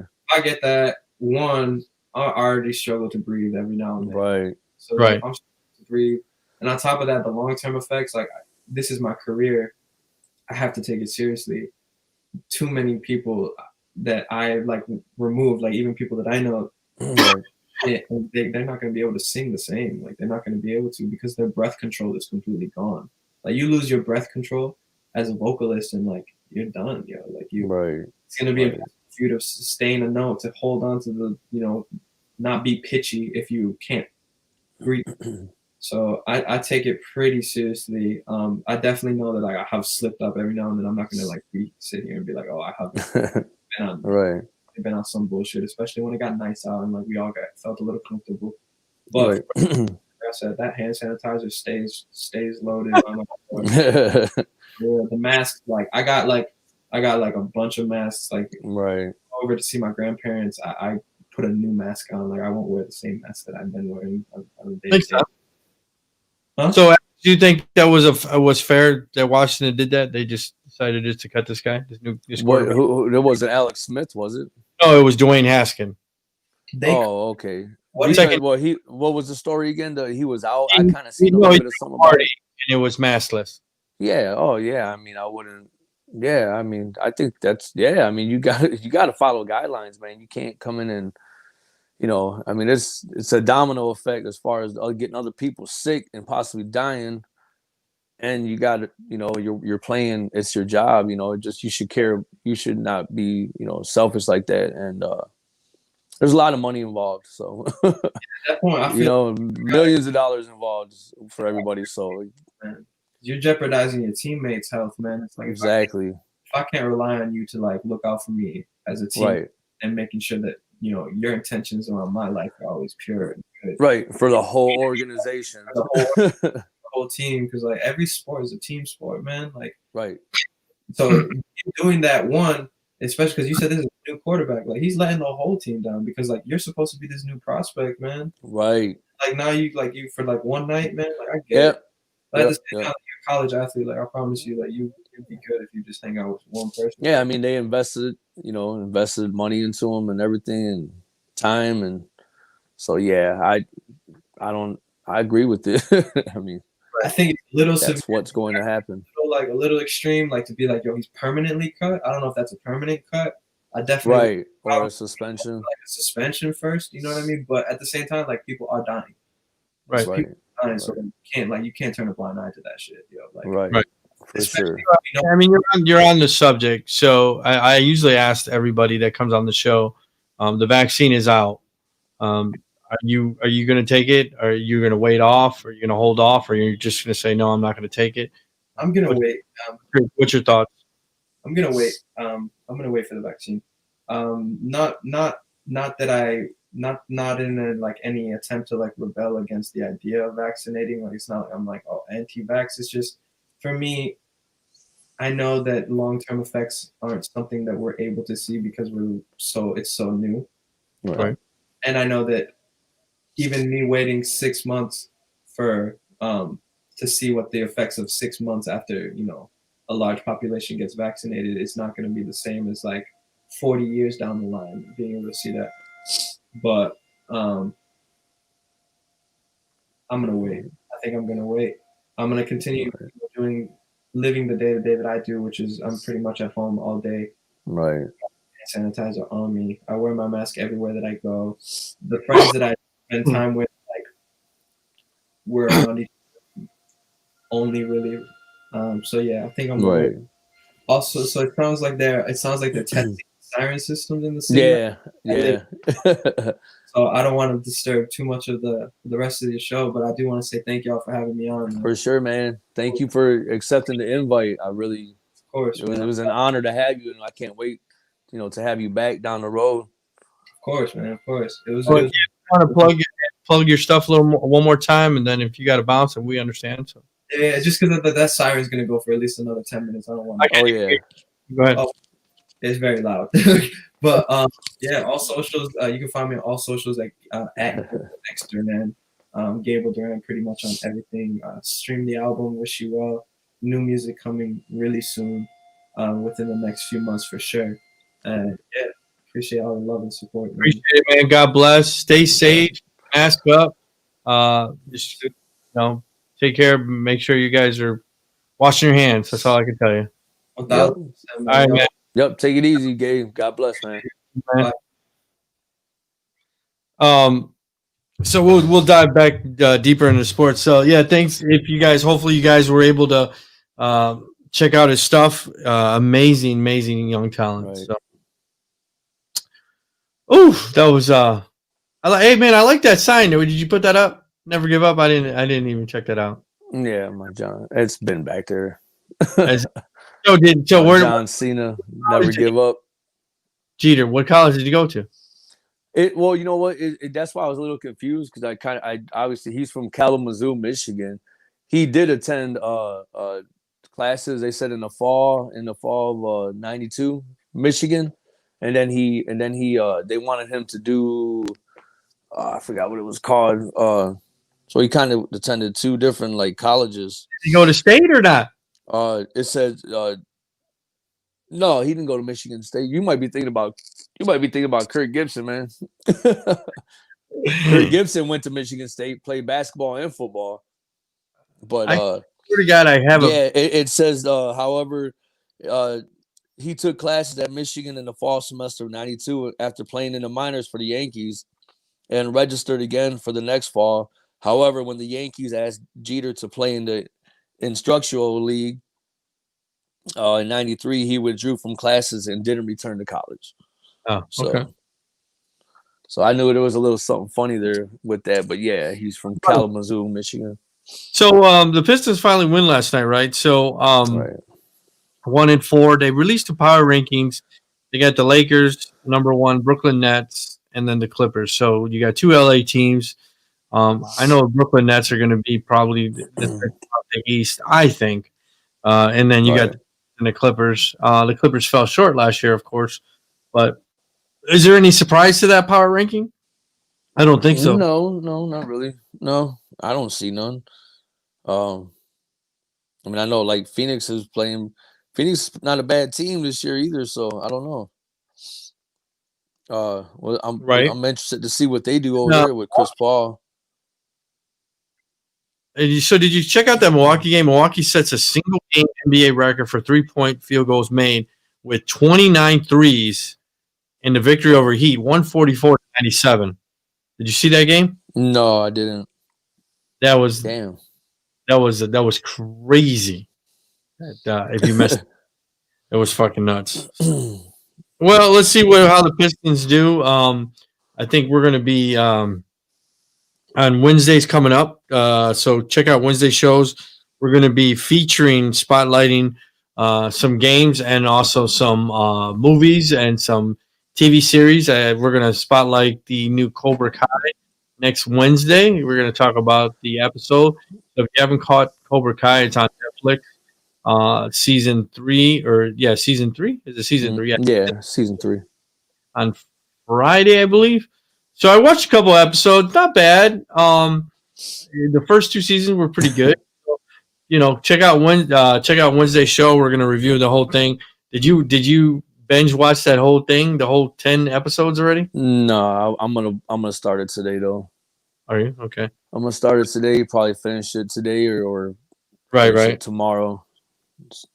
But yeah, I actually watched the previews. I seen a couple things that I was like, oh, but I was already dozing off. So I seen who the villain is. I was like, oh my god, they brought him back. Still looks good. I was like, see, they're always doing that. They're doing like that, like that Rocky theme, He said, bring the old school villain back, and I mean that's cool. You kind of that's what we seen before. As long as it makes sense and the writers are great on that show, they're phenomenal. So it usually works. You saw the tribute to I can't remember the name of the actor, but the kid, the one that was like, he's in a body bag from Shrek. Oh yeah.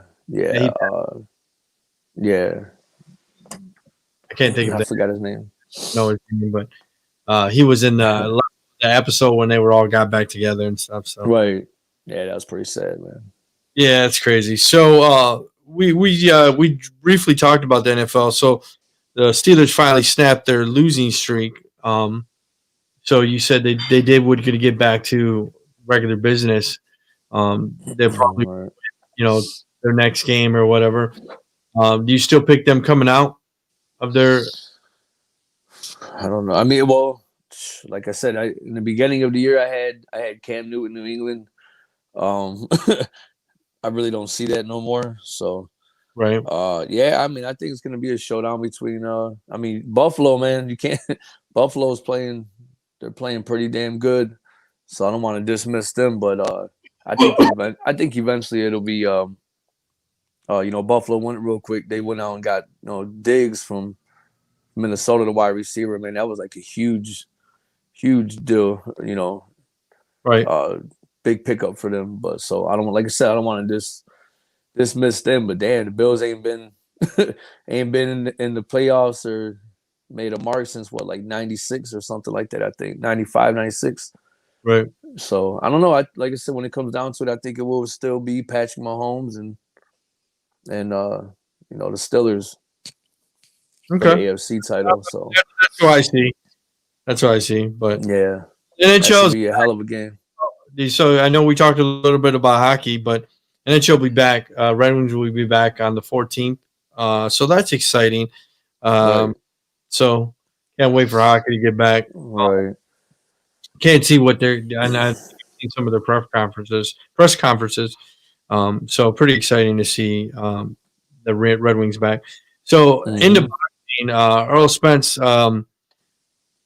sees to potentially unify the belts with Crawford, and he's saying that he wants a share of the purse. I mean, don't you think that's fair that if this fight does happen, that he gets the lion's share of the purse of the fight? Who did he say he wants? He wants to unify with Crawford because Crawford has one of the belts. Yeah, well, I mean, I heard he didn't want to fight him, so I don't know. I don't believe either one of them. If he does fight him, this is what he wants. Right. No, I mean, yeah, of course he deserves a big share of that because without him, there wouldn't. You know what I mean? Like this is the fight. This is the fight everybody wants to see. So yeah, this is the fight. We've been waiting for this fight for like going on 2 or 3 years. So right, if it happens, yeah, he should definitely get his share. I mean, but we all know it. Just we know how that works out depending on who's promoting and. If you're saying he doesn't want to fight him, he wants to make it worthwhile. If he does lose, right, I want to get paid. So right. Well, they were going. They had they had a social media or Twitter war. They were going back and forth. Right. That's kind of been going on. Yeah. So, but once again, it's usually not the fighters. It's the people, behind them, their team and stuff like that are trying to, iron the wrinkles out as far as contracts and all that stuff go, and who gets what and all that stuff. So. It's a fight that's definitely needs to happen. I'm sure it will. Another fight that I was looking forward to that Canelo Alvarez, Jamal Charlo, one of the Charlo brothers. I would love to see that. I think he's got to fight somebody like that. Charlo definitely he deserves one of those fights, like a big time fight. You know what I mean? So we'll see what happens with that. Gervonta Davis, another young up-and-coming guy, Mayweather prospect. He made his mark in 2020. But, yeah, I don't know, man. Like I said, I'm just waiting to see. And then you got, Manny Pacquiao. They're talking about, does one of these guys want to fight Manny Pacquiao before – say it again? He holds the other belt in that. So, I think to unify, I think you hold three belts. But Manny Pacquiao has the other belt. So. Right. So that's why, you could see Crawford and Pacquiao. I mean, I'm fine with seeing something like that. Terence Crawford or Spence versus Pacquiao. I mean, that'd be a good fight either way you go. So I don't know. We'll see, man. I'm sure there's gonna be some good fights coming up, and Mayweather supposed to fight. If I could watch that for free, I will. I'm not paying for that. I'm not buying that. I'm sorry. I'm not buying I don't know that. if that was in March or May, I think so. And that's all you have to say about that. Yeah, maybe we could watch that live or something. Do a Yeah. show on it. That'd be cool. So let's move on to MLB. Urena, I believe that's how you say his name, signs a 1-year deal with the Tigers. What was your thought about that? Who was that again?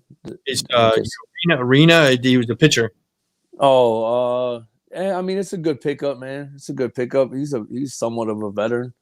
But the biggest deal I seen that went down was Blake Snell, Cy Young, last year's Cy Young award winner, went to the Padres, and now they'll be back in at least play for the title right next year for sure, man. So they just beefed up their starting rotation.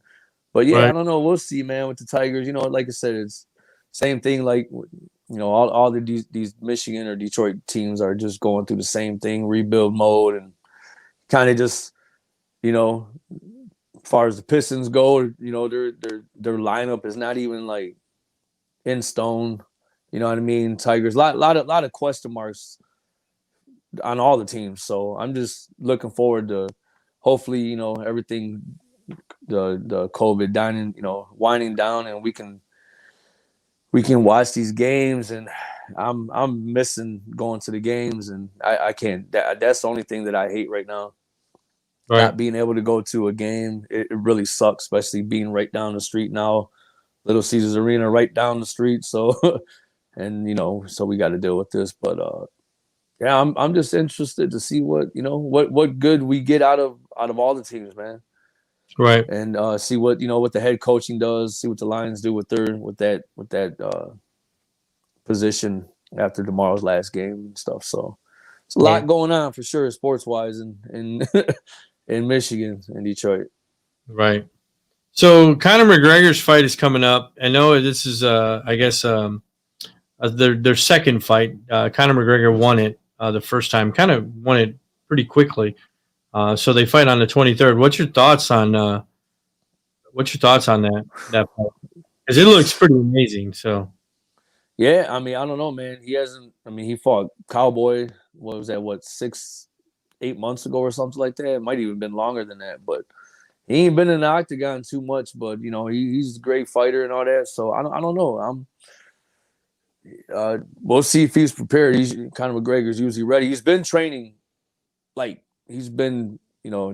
training hard. I seen a lot of that, Instagram, Twitter. Right. So he's obviously not, he's always prepared. That's why he's at where he's at. One of the best to ever do it in the octagon. So we'll see. I'm excited for that one. I'm always excited to see Conor McGregor fight. I'm a big fan of Conor McGregor. So yeah, I'm interested to see what happens with that. I don't know. I think that's gonna be a good fight, dude. I'd have to put my money on his opponent, but, as much as I like Conor McGregor, but yeah, it should be a good one. But once again, it's gonna be different with no fans. We'll see how that. I don't know if they're gonna have a little bit of fans in there, and this and that. I know Dana White's doing something different now. I think he's actually having a. Do you know where that fight's at? Because I believe he's having it like. Is that out of the country or? I don't know. You know what I mean? I know it's in a couple of weeks. So. Okay. But yeah, different atmosphere, different environment. We'll see how they perform. So. Right. So I wanted to talk about this. Did you see that Prince Harry and his wife Meghan started a podcast? Oh no, I didn't, but I think that's pretty cool though. Yeah, I thought that was. I was like, man, they're even starting a podcast. I thought that was right. No, that is pretty cool. I don't know why, but your daughter said they're like, said I guess not her first words, but she's the one that stole the show. They said so. Oh, really? Cool. I might check it out. I might have to check it out. I might tune in for about 10, 20 minutes, see what's. That's cool. What else I was going to bring it up? So Boston Dynamics, they make, I guess they make robots. I don't know if you caught that. But, no. It's an actual AI, it actually it can dance and everything. It was pretty neat. I don't know if you checked it out, but besides being neat, it's very terrifying because, you know what I mean? Like they're saying that an artificial intelligence, which is already in your hand, right? Siri's artificial intelligence, Alexa's an artificial intelligence. All that stuff is already, but they say in the next couple of years, people are going to have some type of AI in their house, a robot that's doing basic functions, cleaning the house and stuff like that. I mean, because this thing can fully dance and all that. Well, I mean, what's your thoughts? I mean, can you see a robot, be like, hey, clean the fucking bathroom already? No. I mean, no, because they said that we're not too far from that. We heard so many things like that before in the past, and it's like, okay, so are we everybody just gonna give one? Are they just gonna give them out to households? Or we got to pay $10,000-$20,000 for one? I mean, like, I had to pay for it. I don't really. I mean, stuff like that's cool when you see it, on TV or whatever it is. But I really don't pay too much attention to that type of stuff. I think it's kind of ridiculous. I mean, I understand the technology is like through the roof now, and we could have probably had something like that in the 90s already. I mean, look like what they had on Rocky and all that stuff. They had the robots and different, certain movies and stuff. So I think it's kind of silly, man. Cool, but silly. Right. I don't know.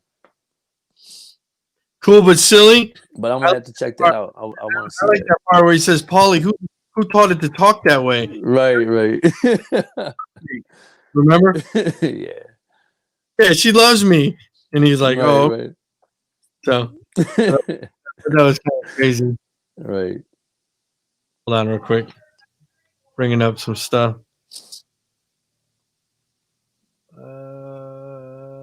What is going on here? Hold on. I wanted to bring up this next subject, but I wanted to play the video. I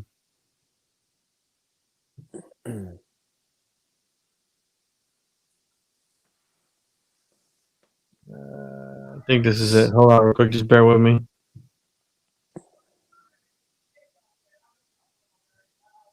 Hold on. Coming. Maybe not. So there was recently a bombing in Nashville on Christmas Day. It was pretty crazy because this guy played this and it's this singer that's from Europe, but it was like a 60s song. I don't know why it's not playing, but he drove an RV and was playing this song on like the outside speakers as the bombing was going off. I think they said that his name was Anthony Quinn Warner. He was behind the whole thing, and I believe he died in the bombing, but it was real creepy. So I didn't know if you caught that. I was trying to. Yeah, hold on. No. Here, it's playing now. Here, give me a second. Oh, let me play it. Hold on real quick. Let me just share this. I thought it was kind of really creepy.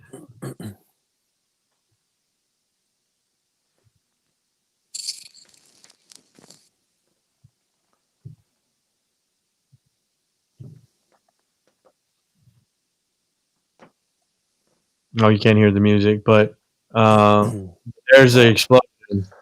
Okay, I did see that. When it first happened. The first day it happened. You did see it? Yeah, I did. I caught it a few days ago, actually, right? A few days ago. It was on Christmas. Oh, okay. Okay. Yeah, it was on Christmas Day or whatever. But I was like, man, this is crazy. Yeah, that was crazy, man. Yeah. But didn't they say nobody got hurt? Am I wrong or am I right? I think nobody got hurt. It was just an explosion. Okay. I think that was the most amazing thing to me. I was like, wow. Well, I think he didn't survive. So hold on. So it was Petula. That I guess that was a song, Downtown. That's it. Because I always thought that song was kind of creepy, but it's like downtown. I'm trying to bring it up. Yeah, no, I know. Yeah. You know what I'm talking about? Yeah. Hold on real quick. Oh, internet connection lost. That's an oldie, man. Oldie? Somewhat. Well, anyways, yeah, it's a 60s song or whatever. Yeah, but yeah. I was trying to play it, but it's cool. It's all good. But My that was pretty. got that on 45, bro. What'd you say? No, I said my mother probably got that on a 45. I wouldn't doubt it. You probably do got it on 45. So, like I said, we're gonna have a Wednesday show. We're gonna be doing spotlights of sports and movies, TV series. So, we're gonna do on Wednesday Cobra Kai series. See what you guys' thoughts are. You guys can call in, share your thoughts. Is there anything else you wanted to bring up? I'm gonna probably end this right now. Nope, that's it, man. I just want to give my sister Tina, a happy birthday shout out. New Year's Day. Yeah. So happy birthday. Love you. Yeah. No, I just want to wish everybody happy New Year. Appreciate everybody showing support and tuning in. For everyone that did, thanks again to Gabe for joining us. And that's it. I mean, see everybody Wednesday. All right, let me cover Cobra Kai and Cobra Kai. Like it says.